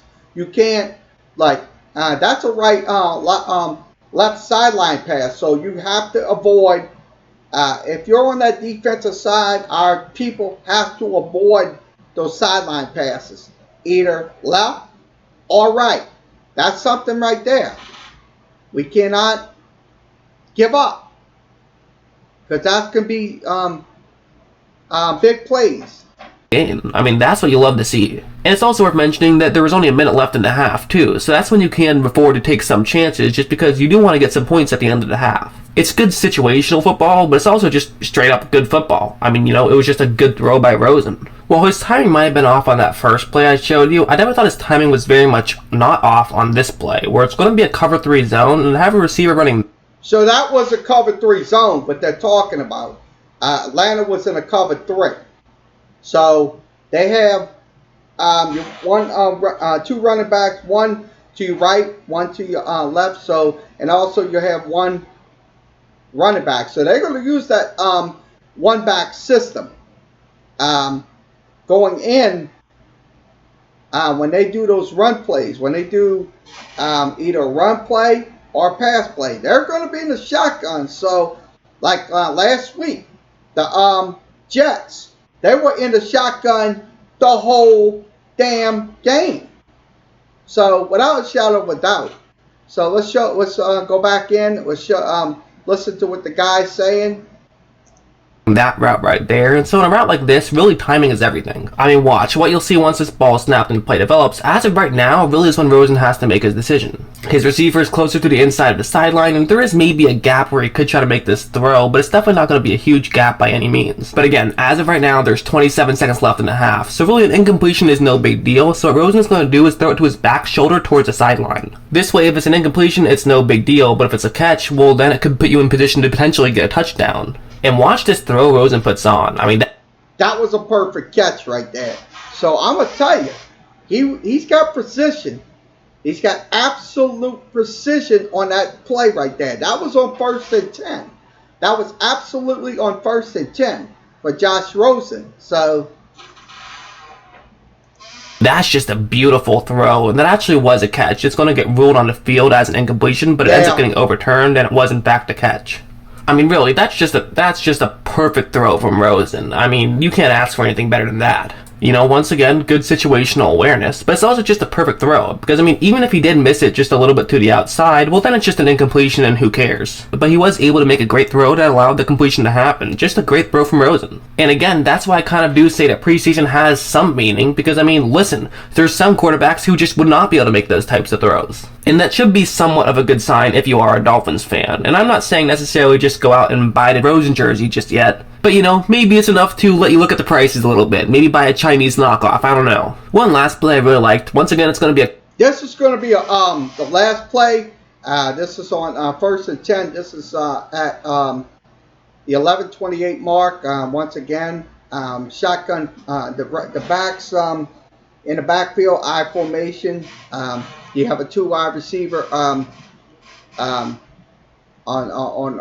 That's a 2 wide receiver set, so that's on your left side. So we'll show you what happens there. Cover one hole and have a receiver breaking over in the middle, which again can be a great way to beat this coverage, but you have to wait until he gets past the linebacker in the middle of the field. But the offensive line is going to hold in this play, and Rosen will have a chance to make a throw in that direction. But look at that window that Rosen has to throw to, and more importantly, look at how small it is. I mean, this is without a doubt good coverage, and there's not a big window at all for Rosen to be trying to make this throw too. It's going to take pinpoint accuracy, but that's exactly what it was. So that was a perfect throw right there by Josh Rosen, and it was a pretty small window he threw right into. That was right into that coverage. But look, when you throw, see, like Breeze throws into those windows. If he throws into those windows, he's going to get. Hopefully, that wide receiver is open, because that cornerback is going to be looking for that turnover, and that's what we have to do. It's limit those passes. We have to limit that stuff, because if you don't limit those type of passes, it turns into a 20-yard completion. It turns into a 25-yard completion. It turns into whatever. So that's the thing we have to do with these. When you see these games tomorrow, and you don't see our cornerbacks getting on those plays, that's going to turn into a completion. Last week against the Jets, those quarterbacks, and I'm going to tell you, I saw that game last week. That was just, sure, they had sacks in the game, but they got those completions off. They just fought to the end, but it was not meant to be. So let's go back. Just a great throw from Rosen. I mean, really, I was impressed with Rosen. I'm not. This is when he played with the Arizona Cardinals. We're showing you this play right here. So this is the aerial view.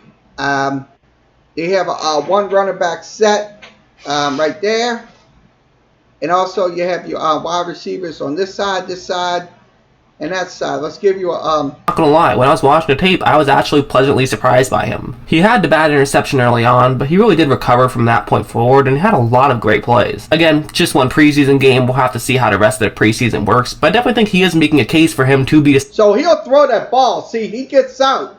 That's what he does. You see, like he gets out on that pocket and he puts it on the money. So that was against the San Francisco 49ers. And that was a perfect play right there. So we have to have substantial defensive coverage on him at all times. So that's the key right there. We have to have substantial coverage. Starting quarterback next year. They are kind of in a tough situation. I mean, do you go with the young guy or do you go with Fitzpatrick and hope that he'll break out Fitz? This is another view right here. This is the panoramic view where you see him right here. He's in the shotgun. You have one running back in the area. Magic and not Fitztragic. I mean, Fitzpatrick did kind of catch lightning in the bottle last year with Tampa Bay, but again, that could just be a... So that was a good play right there. So he gets it, he throws it to that wide receiver. So that was the play right there. We're showing you that's the same play, but it's a different motion right there. That's in a different motion. A fluke, and you don't really want to waste too much time on a 37-year-old quarterback. So this is another play we're showing you. This is towards the, this is like in the red zone, so we'll show you another play. When you do have a young guy who has a lot of potential, I would be pretty confident if I was a Dolphins fan, and I would feel pretty excited about the fact that he did have at least a good preseason. Again, just a preseason, but still, I think it matters. Not a lot. So he dumps it off to his running back, and that's a big play right there. That's something that the Saints have to prevent. If he's going to throw that ball to the right side, have some coverage there. Cut that play off. That's on the defensive side. We have to be very consistent there. But a little bit, sure. I definitely fear a little bit for Rosen, just in terms of the backlash he could potentially face if he doesn't have a great start to his next season with the Miami Dolphins. And I think that that's also very likely a possibility. So he throws that screen. That's what he's throwing right there. See, that's a screen play. That's something. That's a devastating play right there. That is absolutely a devastating play. That can kill any defense at any time. I mean, I'm serious here. I'm looking at this video. I'm looking right at this video, and I see if he's going to play tomorrow night, he's going to be in that game tomorrow night. If Fitzpatrick plays, he's probably going to play maybe, I say, a quarter, but he'll be in that game. So that's their quarterback right there. That's probably going to be their future quarterback for the Miami Dolphins. So that's a breakdown of the Miami Dolphins quarterback Josh Rosen right there. Just simply because, let's be honest, the Miami Dolphins, they're rebuilding this year. They don't have a ton of talent on the offensive side of football at all. They actually have one of the worst supporting casts in the league. And so they throw it right to this. This is another pass play right here. That's a screen pass play. That's something. Terms of offense, and well, they definitely have more. But it was a defensive interception. So if you can cause him to be misaccurate on his passes, that will be perfect. But if you give up that play, chances are you're not getting off the field anytime soon. You're going to be in those situations, and it's going to end up a touchdown for the other team. So that's something we have to be aware of as fans, and also the players have to make their plays, because this is the last straw for the rookies and stuff like that. Because look, players like Eli Apple and stuff like that, they have to make plays because they study these films, and this is why we study these films too, to give you an idea of what these teams are going to do. So more talent on their defense. Again, they're just in a rebuilding year right now. We all get it. So Rosen is kind of going from one bad situation to another, and I can definitely see a similar situation where if he doesn't do too well, at least numbers-wise with the Dolphins, he will probably face a lot of backlash. But also worth mentioning, it's the NFL, and yep, that's a pick right there. So really, who knows who's going to be good and who's... I'd like to know what you guys think. Let me know in the comments below. So this is a film from Jack Krieger Sports. You can go to Jack Krieger Sports on YouTube. This is a series of films that he talks about with the Miami Dolphins and stuff like that. So let's go ahead and see if we can get another film up on the screen. Okay, I'm going to give you a breakdown on the Miami defense. Let me go ahead and give you that breakdown. I'm going to do that in 1 second. So let's go ahead and do that breakdown film. Let's do the breakdown. Miami was in an interesting position this draft where they're really looking to get best player available. And while again, I've been very clearly high on Dwayne Haskins, I think if you're not going to go quarterback with that first pick, Wilkins is definitely one of the guys you could have gone after. It really probably would have been between Wilkins or Dexter Lawrence in this pick, and I honestly see the argument for both, and I have... Let's see if I get the other film. I'm going to break down. I'm going to get the other film versus the see if I get another film. I'm gonna get the another film. So let me tape that and get another film on the Miami Dolphins. So we'll break down the next last game. So we'll break down the game against the Jacksonville Jaguars. Let's do that. I'm about to do that in a second. So give me just 1 second to switch it over to the film highlights. So give you film. Just 1 second. Okay, this is on 3rd down and 3. Their quarterback. This is against the Jacksonville Jaguars. We're going to show you what happened. Okay, in this game. Okay, one running back in the backfield. That's what I was talking about during the first film study. This is the second one. This is versus the Jacksonville Jaguars. So see what happens here. The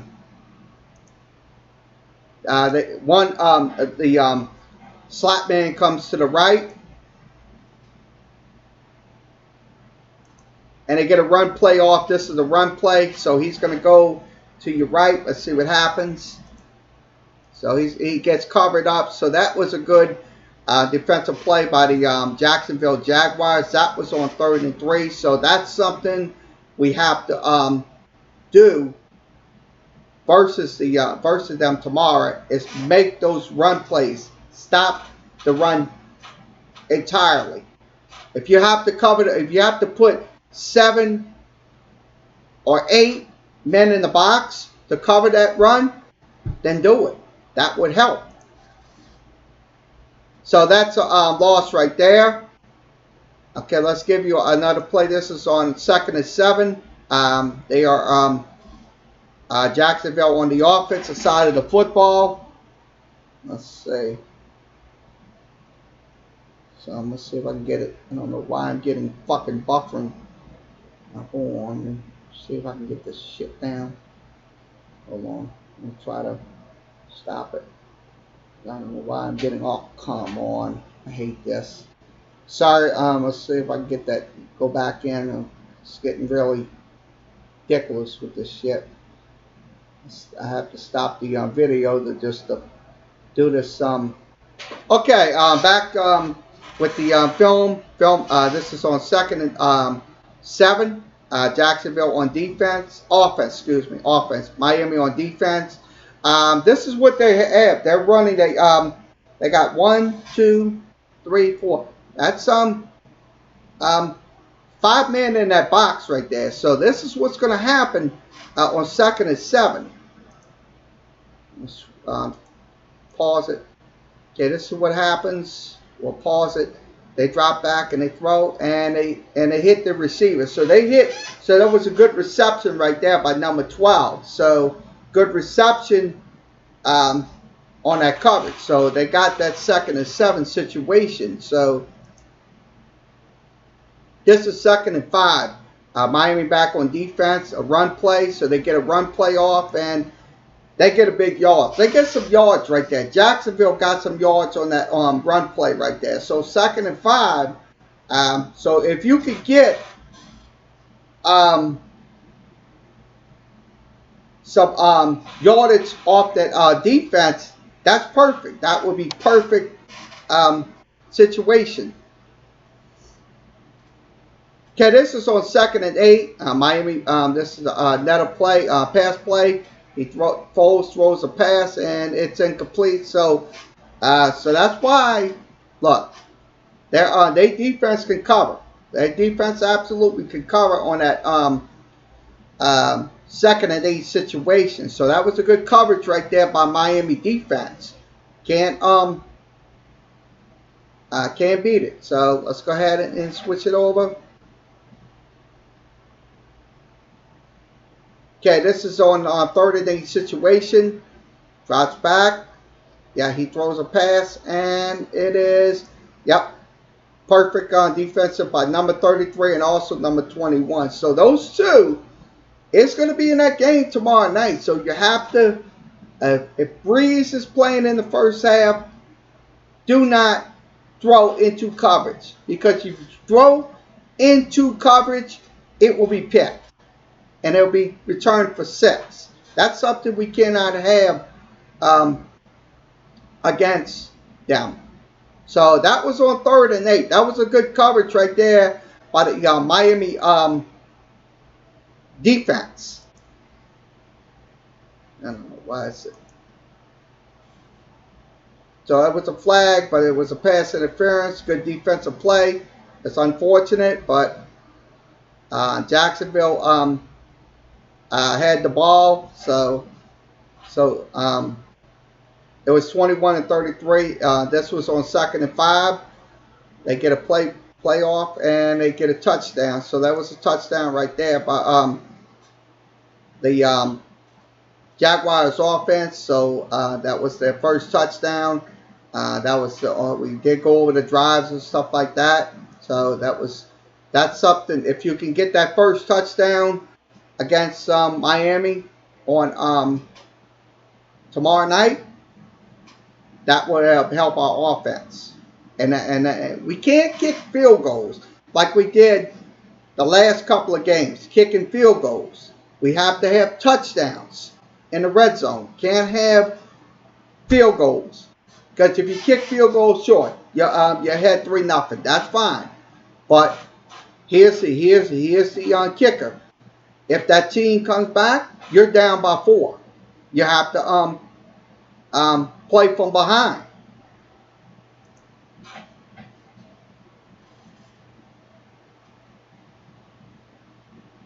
So that was a touchdown. Waiting on the next play. Okay, this is on 3rd and 8. Miami on offense. They go to the 2-back set, so it's back to the 2-back set in the backfield. They have 2 wide receivers. One to your left and one to your right. So this is on 3rd and 8. That's what he throws the pass, and that's Fitzpatrick, and he gets it incomplete. So that was some good defensive play right there. So I'll be honest with you, by the Jacksonville Jaguars, good defensive play. So if you can cover those defensive plays, that's great. Now this is on 1st and 10 situation. Screen pass, so they did a perfectly designed screen pass, and that gets a few yards right there. So perfectly designed screen pass. So if you could throw screens or misdirections at them, that would help your cause right there. For the Saints, that would help your cause. You go screen or misdirection. So you could throw it to Kamara or throw it to Washington. Washington, I know Washington's going to go up the middle. I know it's going to be a power back and stuff like that. But I would throw some screens and I would put up some misdirections as well. This is on 3rd and 10. They drop back and they throw, and it is picked off. So number 21. So that's number 21. That's Rowe. Look, that guy is going to be playing. So that's one of the they're one of their players that we're going to be focusing on. He is very perfect. We cannot look. We got to beat him. We got to burn him. We got to try to burn him. That's what we have to do. If Michael Thomas is playing or one of the wide receivers or Carr is playing, look, we got to try to. If he's covering one of those guys, I think it's very important that you either burn him on those plays, because you run a pretty good route, you make those routes, and you get those and you get the big plays. So okay, this is on 1st and 10. They're on offense again. Miami, he drops back and looks, and he throws that pass. That's a perfect pass right there. So that's the number 88. So number 88 will make those catches. And we'll see what he has, what his numbers is. We'll break his numbers down in just a few moments.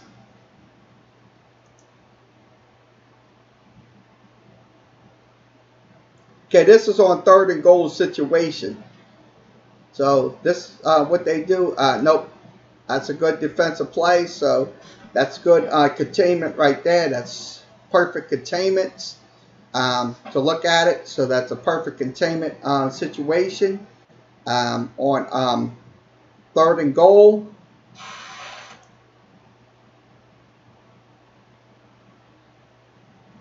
Because they get a field goal out of this situation, 40-yard field goal. Let's hop over to the next defensive or offensive play. This is on 3rd and 14. We'll give you the specifics. Miami is running a, let's see, they have 3 down linemen. That's so they look like they're in the cover 3 situation. So they have their corner their players back. They're expecting a pass. They're going to expect that pass from Nick Foles. That's what they're doing. They're not in those blitz modes, so they're expecting a pass. So this is something. Let's look at it. See what happens. And they throw it and overthrow. That's a perfect overthrow because they had disruption right there. That was pass disruption on that play. That was a total pass disruption by the Miami Dolphins defense. So that's why that's a warning to Breeze or whoever's playing, Taysom Hill or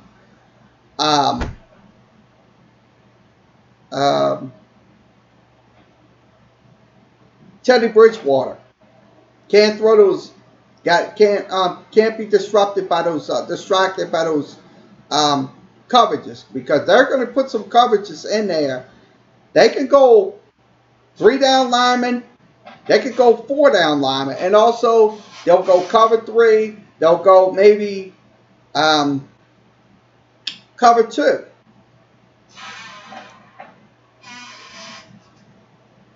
So this is a field goal situation. We're going to switch this over. So I'm about to switch this. I'm about to scroll this out. So this is on 1st and 10 for the Dolphins. That's they're once again they have a 2-back system. They have the 2 running backs in the backfield. So and they get the 2 wide receivers. So they're going to use those 2-back systems. That's what they're going to use.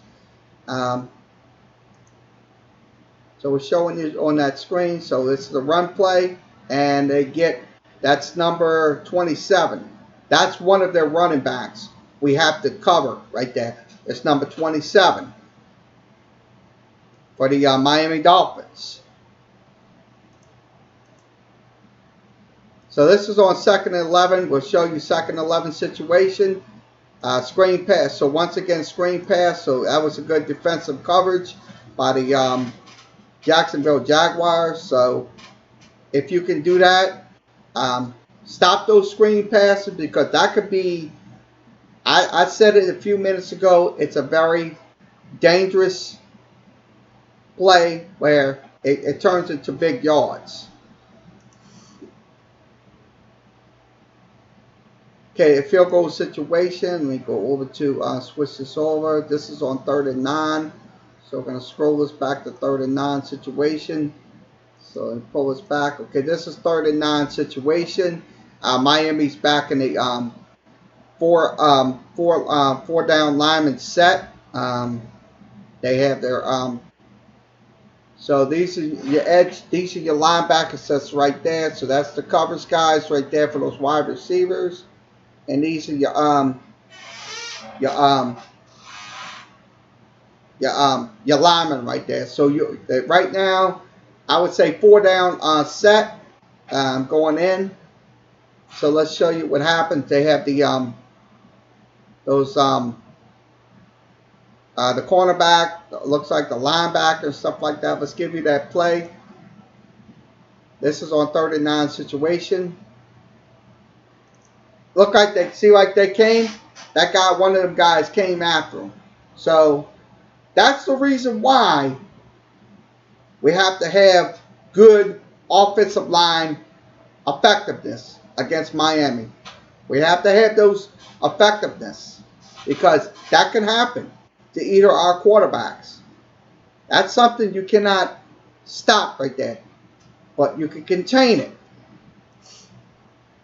So that was a pass play. So they got a good hit on number 55 right there. Number 55, that guy right there, that guy hits the, I'm going to go back to who with that linebacker that hit the quarterback. Let's see. Show you that linebacker who hit the quarterback. Let me back it up a little bit. So this is on 2nd and 12. Let me back it up. I'm going to back it up a little bit. Rewind it. Make sure we're getting a. So that's a good. So we'll So they hit number 83. So they hit number 83. So number 83, it's another guy that's going to be catching the ball for Miami. This is on 2nd and 8 situation. I'll show you what happened. Looks like they're going to be blitzing. Drops back. We're showing you where it happened. That no blitz. So he gets a dead, that's a dead coverage, and he gets that reception right there. So that's at the that's in the red zone right there. So that was a perfect red zone pass play going to the red zone. So that's why he will throw that football. He will throw that football down the field. It might be 70 yards, it might be 80 yards, or whatever. That could be a backbreaker right there. So he throws it to number 88. He hits number 88. So he knows where he's going right there. He's going to hit number 88. He most likely going to hit number 82 or number 83 for the Miami Dolphins. That's the guy right there. So this is on 2nd and 4 situation. The ball was, they're still in the red zone. So this is a red zone situation right here. Red zone situation for the Dolphins.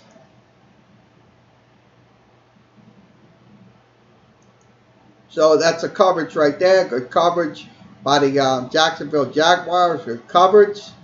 So I say this. Look, if they do a run and play like that, we in the red zone, we can cover that.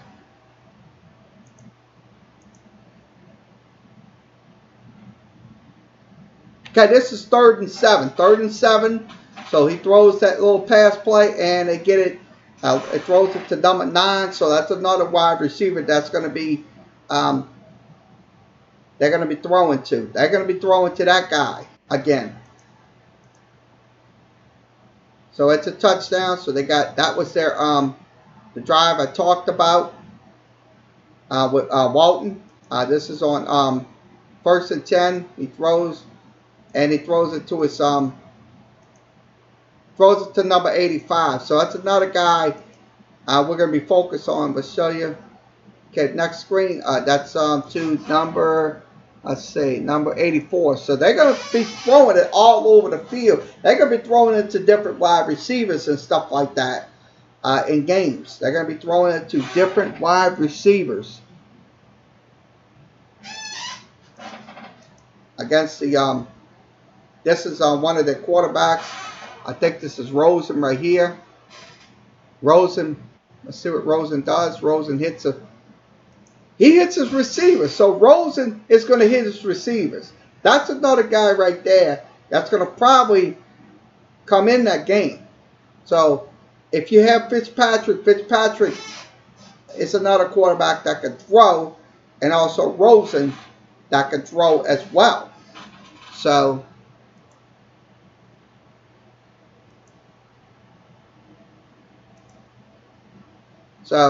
this is in the 4th quarter right here. So I'm going to go. This is on Miami's current drive was 11 plays and 80 yards, 610 off the. So he throws. This is Rosen, and Rosen. This guy can get out the pocket. So absolutely, the Saints defense have to make necessary adjustments to contain Rosen. That's the biggest concern that we go into this game is pass blitz protection, pass blitz. So he can make those run plays. That was a big game right there. So that would be a big game for him. So Rosen can run. Rosen's got some wheels on him. Rosen absolutely has some wheels on this last drive. Okay, this is on 1st and goal. 1st and goal. They get the ball off, hand off, and they push it, and that's a touchdown. So it was 12-7, and it was a touchdown right there. Looks like. And yep, that was number 42, their running back. So they gave it to number 42. He just pounded it right into the end zone. Okay, this is on 2nd and 9 situation. 2nd and 9. 2nd and 9. Let's give you the 2nd and 9 play. This is to number 16, and they make so now 3rd and 14. On 3rd and 14, they get Nick Foles on 3rd and 14. So if the Saints get into those 3rd and 14 situations,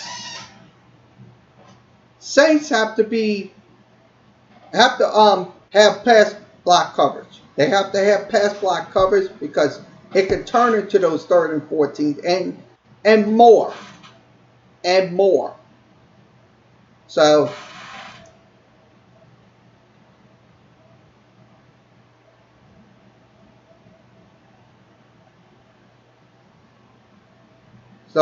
they punt. So let's see what happens.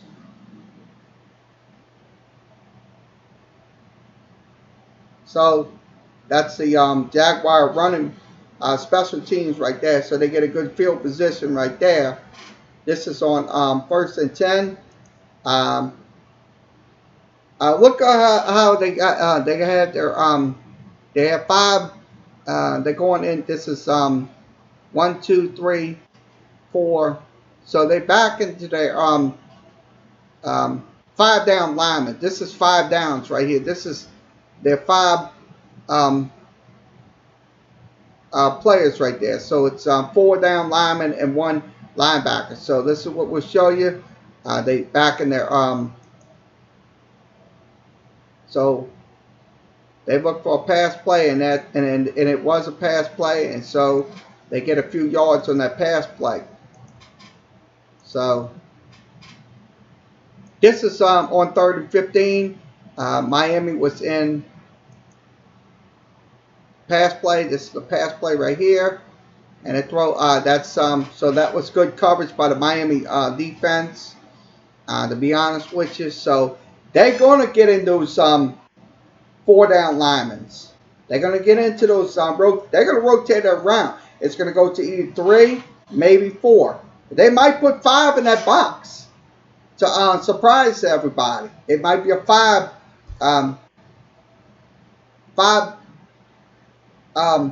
players in the box. So 5 players goes in the box for those pass rush coverages. This is let's see. So Miami gets 1, 2, 3. Once again, back in those 4 down linemen. That's 4 down linemen coverage right there. Drop back, and they're going to throw the pass, and nope, that was a good disruption coverage right there. So that right there, those 4 down linemen, that's going to be a disguise right there. That could be someone. Look, you could be sitting there, and they could switch around. They'll be rotating. They'll go blitz. If they're going to go blitz, somebody's going to blitz out of those 4 down linemen. So it's very important that the Saints offensive line pick that up and adjust to that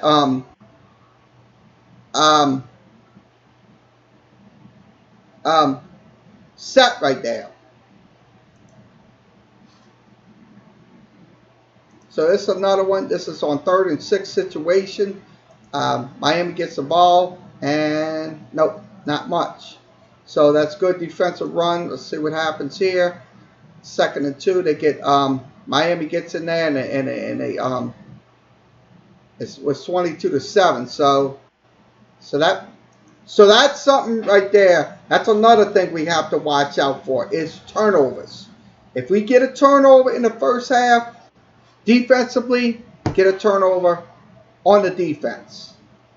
Because if you continue to give the ball away on the offensive side, your offense is just enigmatic. And I'm going to say it, enigmatic.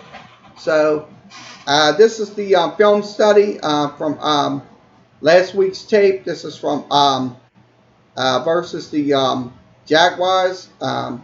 They did win 22-7. So we'll go ahead and break down some stats for you. I'm going to go ahead and do that. I'm going to pull up the stats. I'm going to pull up their Miami stat breakdown. I'm going to do that in a second. Give me Miami's, I'm going to see if I can get Miami stats on the screen. I'm about to do that in 1 second. So just hang tight. We're just going to pull up those Miami stat board. I'm going to do that in just a second. Give me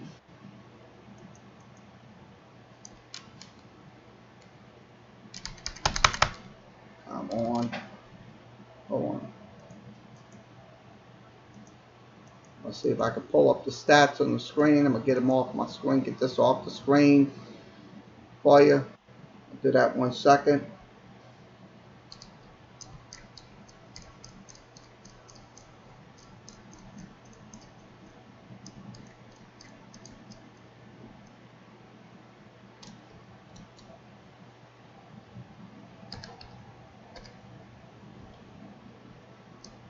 Hold on.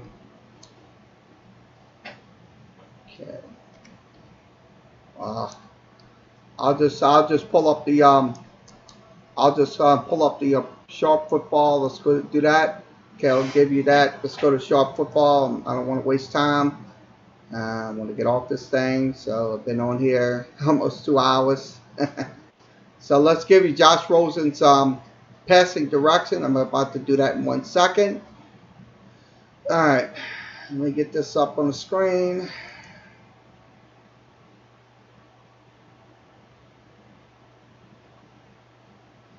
We'll give you Fitzpatrick, and also both of them. We'll give you both of them directionals. We'll give you that. Let's see. Let's go to Ryan Fitzpatrick, and also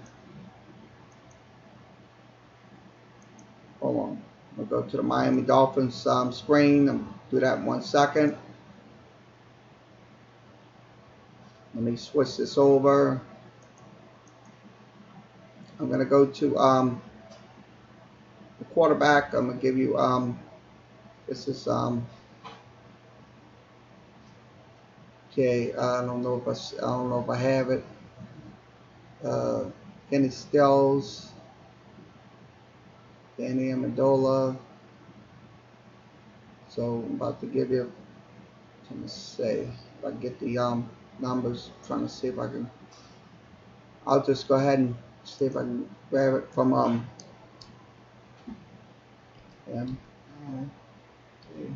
Miami stats. About to get that the stats for Miami Dolphins. About to do that 1 second and give you a breakdown of Miami Dolphins stat breakdown. Okay, this is in the preseason. Okay, let's give you the Josh Rosen. Okay, Josh Rosen, he's got a 77.3%, but he gets sacked 5 times. So you can put pressure on Josh Rosen. You can make something happen and get him and get sacks. Now Ryan Fitzpatrick, he also has 2 sacks in the preseason. So he has 2 sacks in the preseason. Also, they have Jake Rudock. Rudock has one sack, but his quarterback rating is 97.9. But the two quarterbacks, Fitzpatrick and Rosen, they're down to about 77.3 on their ratings. They have Rosen has one interception, so that would be your biggest key right there, is to get the interceptions from Rosen if he is playing, or Fitzpatrick. So Fitzpatrick throws for 166 yards. He averages 5.2. He only has one touchdown, so he's the only one that's making him and Rudock for the Miami Dolphins. So that's the only two that most likely is progressing for the Miami Dolphins. Now your running game, the main guy is Lair. He has 101 yards of 19 carries. Also Miles Gaskin, he has 18 for 50. Also Caleb Ballage has 18 for 40. Also Walton's another guy.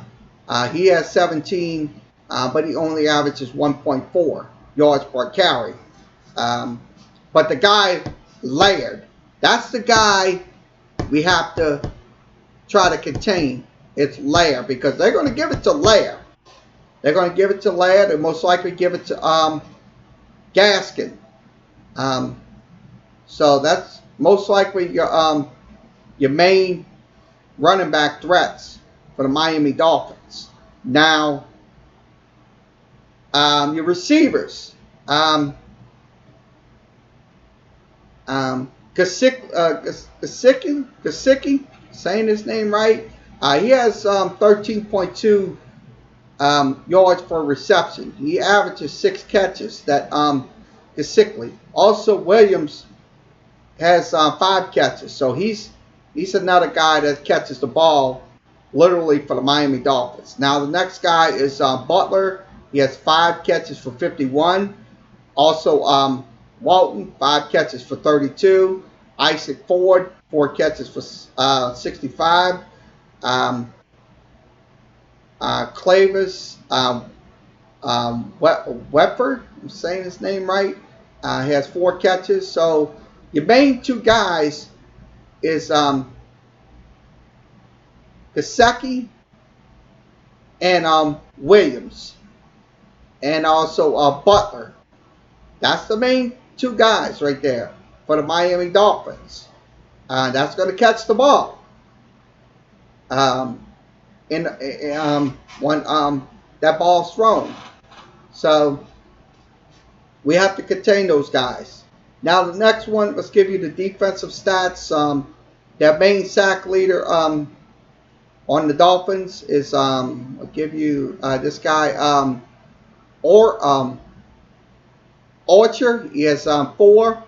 He has 4 sacks. Also, let's see, this guy Hendricks. Hendricks has 2.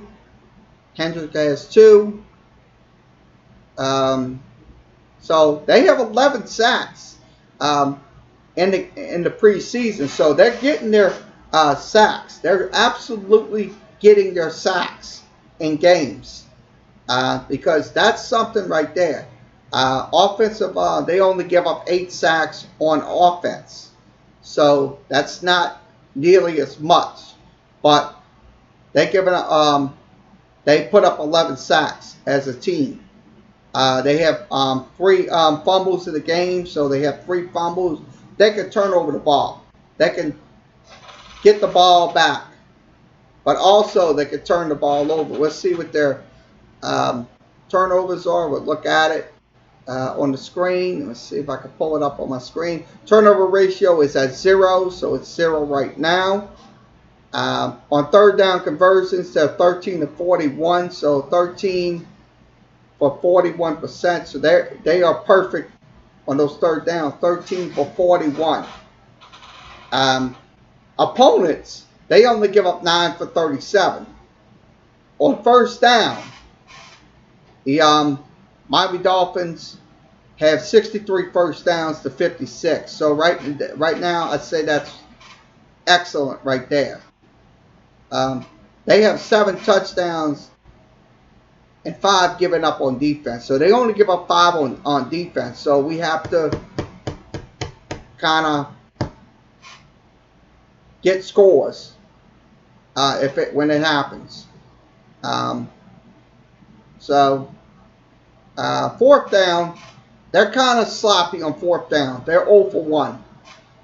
Total yards of offense, they average 912 yards of total offense. That's 4.7 yards per play. So that's highest number right there.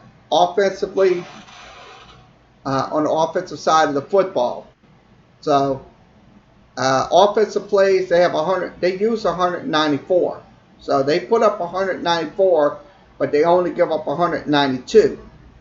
This is in the preseason right here alone for the Miami Dolphins. So I look at it this way.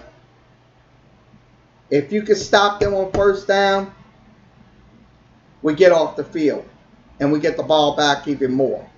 But if we keep prolonging these drives all day long, it's going to be a long day for the Saints. I'll be honest with you. It's going to be an absolute long day for the New Orleans Saints. So I'm not trying to be scary to people. I'm trying to get this out to people so they know what I'm talking about here on this broadcast tonight. So I'm kind of looking at these stats. These stats right here, their point production, they're in the top 10. Their point production is in the top 10. Their running game is 14. They have 101 yards running the football. Passing the football, they're in the middle of the pack at 15. So what? This team right now is 2-1 on the season. In the preseason, not on the season, preseason. So this is something we cannot overlook. It's this Miami team, because I'm gonna tell you, if you overlook them, then you can say all you want on social media and all that stuff, but hey, what? This is reality. I'm showing you right here on this screen. So that's the analysis on the Miami Dolphins. I'm going to give you some more update analysis. So we're going to give you an offensive line breakdown in just a second on Miami. I'm about to do that 1 second. Let me get this switched over. I'm going to give you an offensive line analysis on that.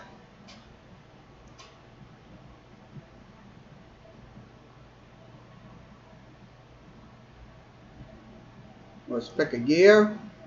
Last year. Let's look at the offensive line from last year for the Miami Dolphins.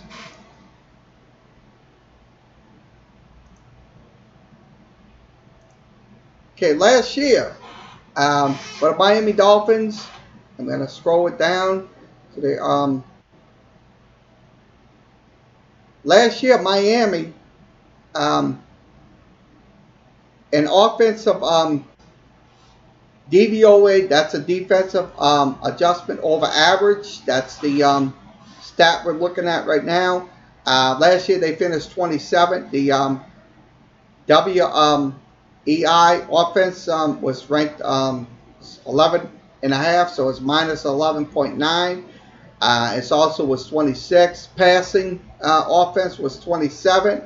Rushing offense was 15, so they were in the top middle of the pack when it comes to rushing offense. So middle of the pack there for the rushing offense going into last year for the Miami Dolphins. So into this year. Okay, let's give you another breakdown. Okay, the 9 ADT total was minus 14.3. Also on the pass, was minus 10.6. Also, rush was minus 8.3. Also, the value was 15.8. So this is what we're showing you. This is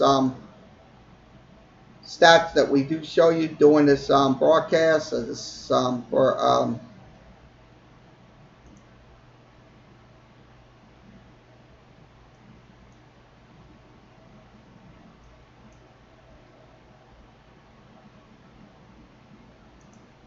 so I'd say Miami. I'm gonna be honest with you. These numbers don't lie. When I'm looking at these numbers, don't lie. So let's give you the offensive line efficiency for the Miami Dolphins. I'm about to do that in a second. Let's see this. Switch this over. Let's give you their analysis on them.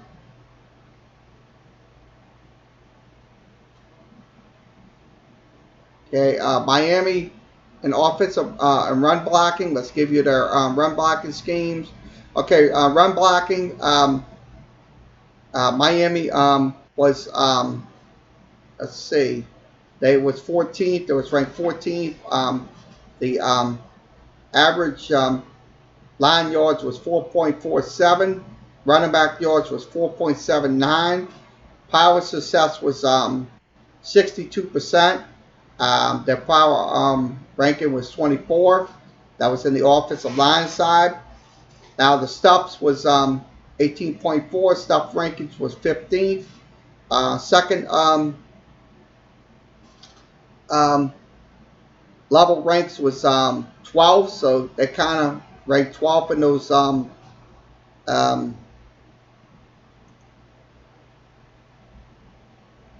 those deferments. Let's give you something else. Okay, let's give you another. Let's give you another pass blocking. Okay, pass blocking. I'm about to do that. Let me see if I can scroll it down. Okay, pass blocking. I'm about to do that in a second. Pass blocking for the Miami Dolphins. Hold on one second. Let me get this off my screen. I know it's annoying, but we have to.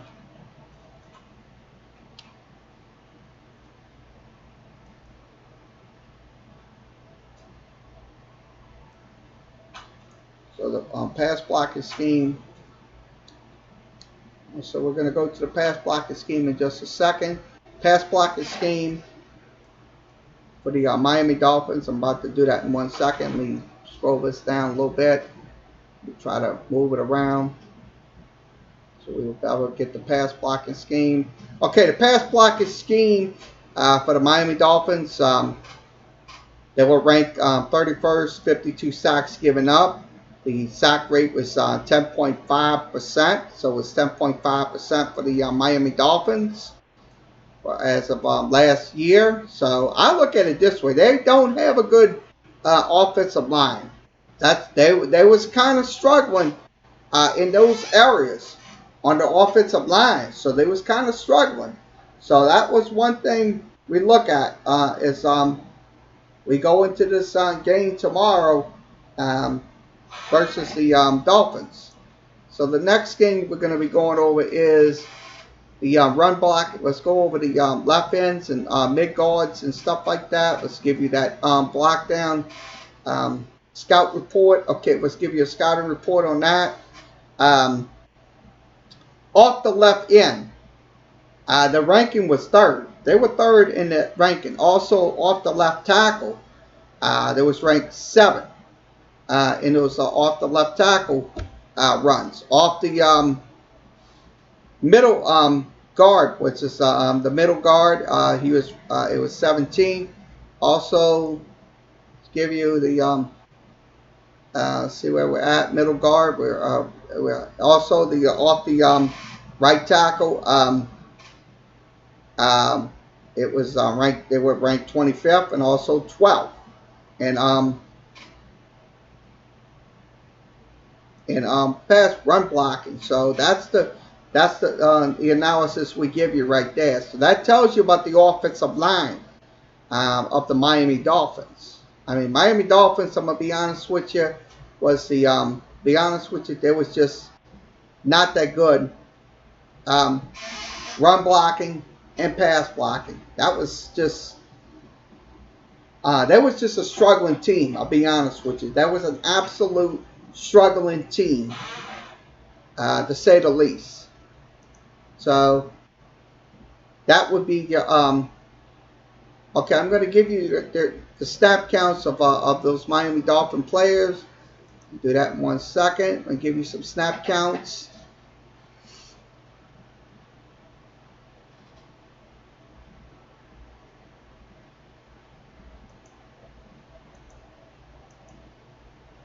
Waiting on the system to come up. Okay, I'm about to give it a snap count. Let's see. Let's give you just a snap count. Okay, these are your snap counts. Okay, snap counts in the games. Okay, Ryan Fitzpatrick. This is the quarterback for the Miami Dolphins. He played. Let's see. He played.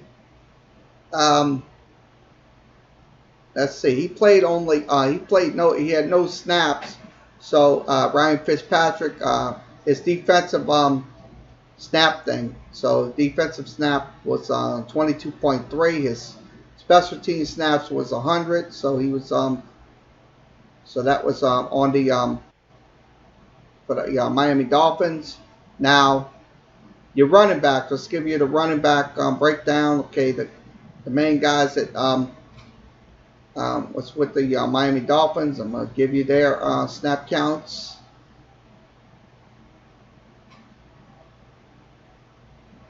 Okay, wide receiver Kenny Stills. Kenny Stills, 751 total snaps, 745 on the. I'm pretty sure you might see Stills in the game this coming Thursday night. You might see him in the game, so you might see him in there. Now Ryan Tannehill for Miami, he had a total of 580 snaps. So since Rosen didn't come in last year, it was Fitzpatrick and Tannehill. So that's one of the snap counts right there for Miami. Now Drake had 545 offensive snaps. That was 59%, and 579 total. Danny Amendola, that's another guy that played for the Dolphins last year. He had 682, 713 total snaps for the Miami Dolphins. This guy right here, Ballich, he had 92 offensive snaps. So he's going to be in those offensive snaps 92% of the time. So that's something right there to watch out for if he comes in the game. Now Frank Gore, he's no longer with the Miami Dolphins. He's with the I think he's with the Buffalo Bills or something like that. I think he went there. So when he played, he had 330 total. So these are the snap counts of all these players that did play for this organization. So these are the snap counts for the Miami Dolphins from last season. That is look, that's amazing. Look, Fitzpatrick, if he does come in, I don't know. I think if he does come in for the quarter, they had Tannehill last year, but Fitzpatrick comes in. That's going to be one of your quarterbacks, and also Rosen. So coming in for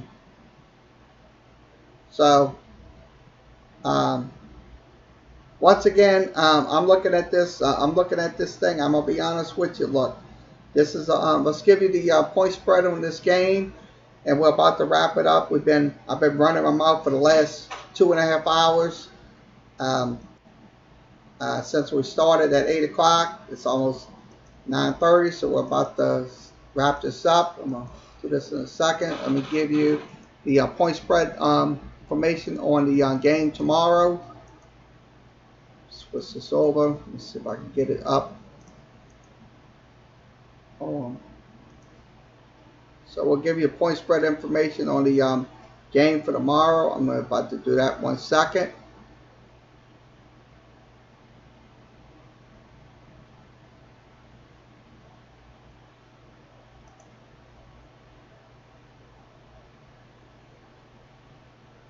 Okay, let's give you that.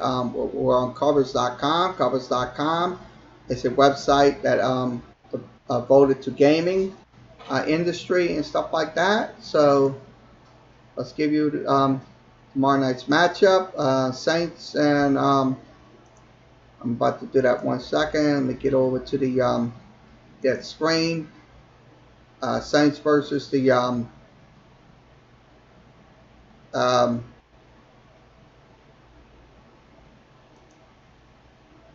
Miami Dolphins. So we'll pull that up in a second.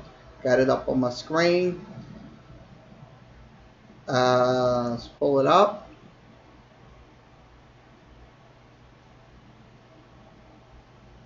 Okay. Waiting on it to come up. Everything's on the screen. Okay.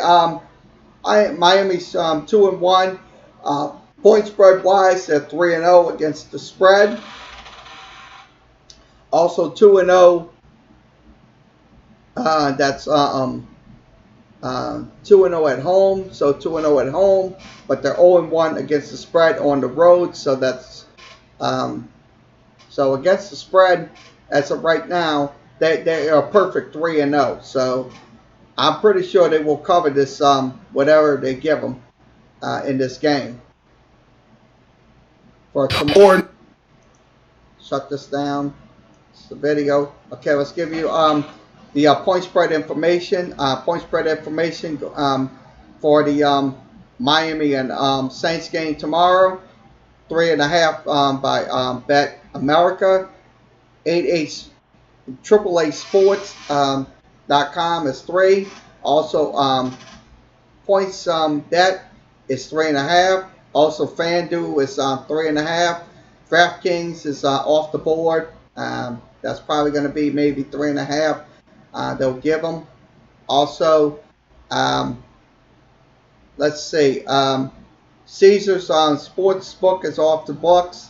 Also, Bet365 is 3.5. So you got covers that it's got 3.5. So I say if the Saints can not turn over the football, not make any critical mistakes, have an effective offense tomorrow against the Dolphins, I say this: the Saints could win this game by maybe, it's 3.5, so I'd say I give it a score of maybe 28. I say 28. It's a 3-point game. I say 28, 25. 28, 25. It might be close game, might be a shootout or whatever. So, or it might be a 10-point game. I say they'll cover that that point spread because Miami is 3-0 against the spread. So I think they're going to cover that point spread in the first half. But it's going to probably be maybe, I say, between a 4 to 6 point victory for the Saints. 4 to 6 point victory for the New Orleans Saints. You heard it here first. I'm not lying. I have all the information I have at my fingertips. It's going to most likely be between 4 or 6 points. Or it's going to because Miami is going to cover that spread in the first half.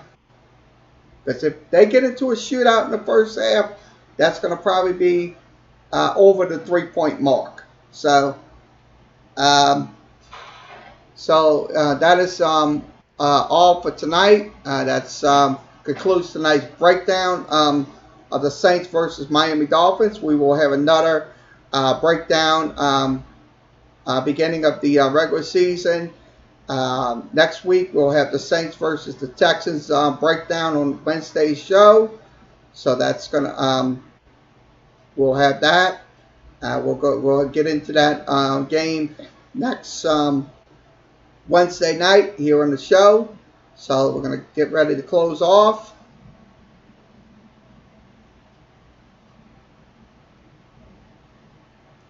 Okay, this concludes today's Coach O show. Coach O was on at 7 o'clock.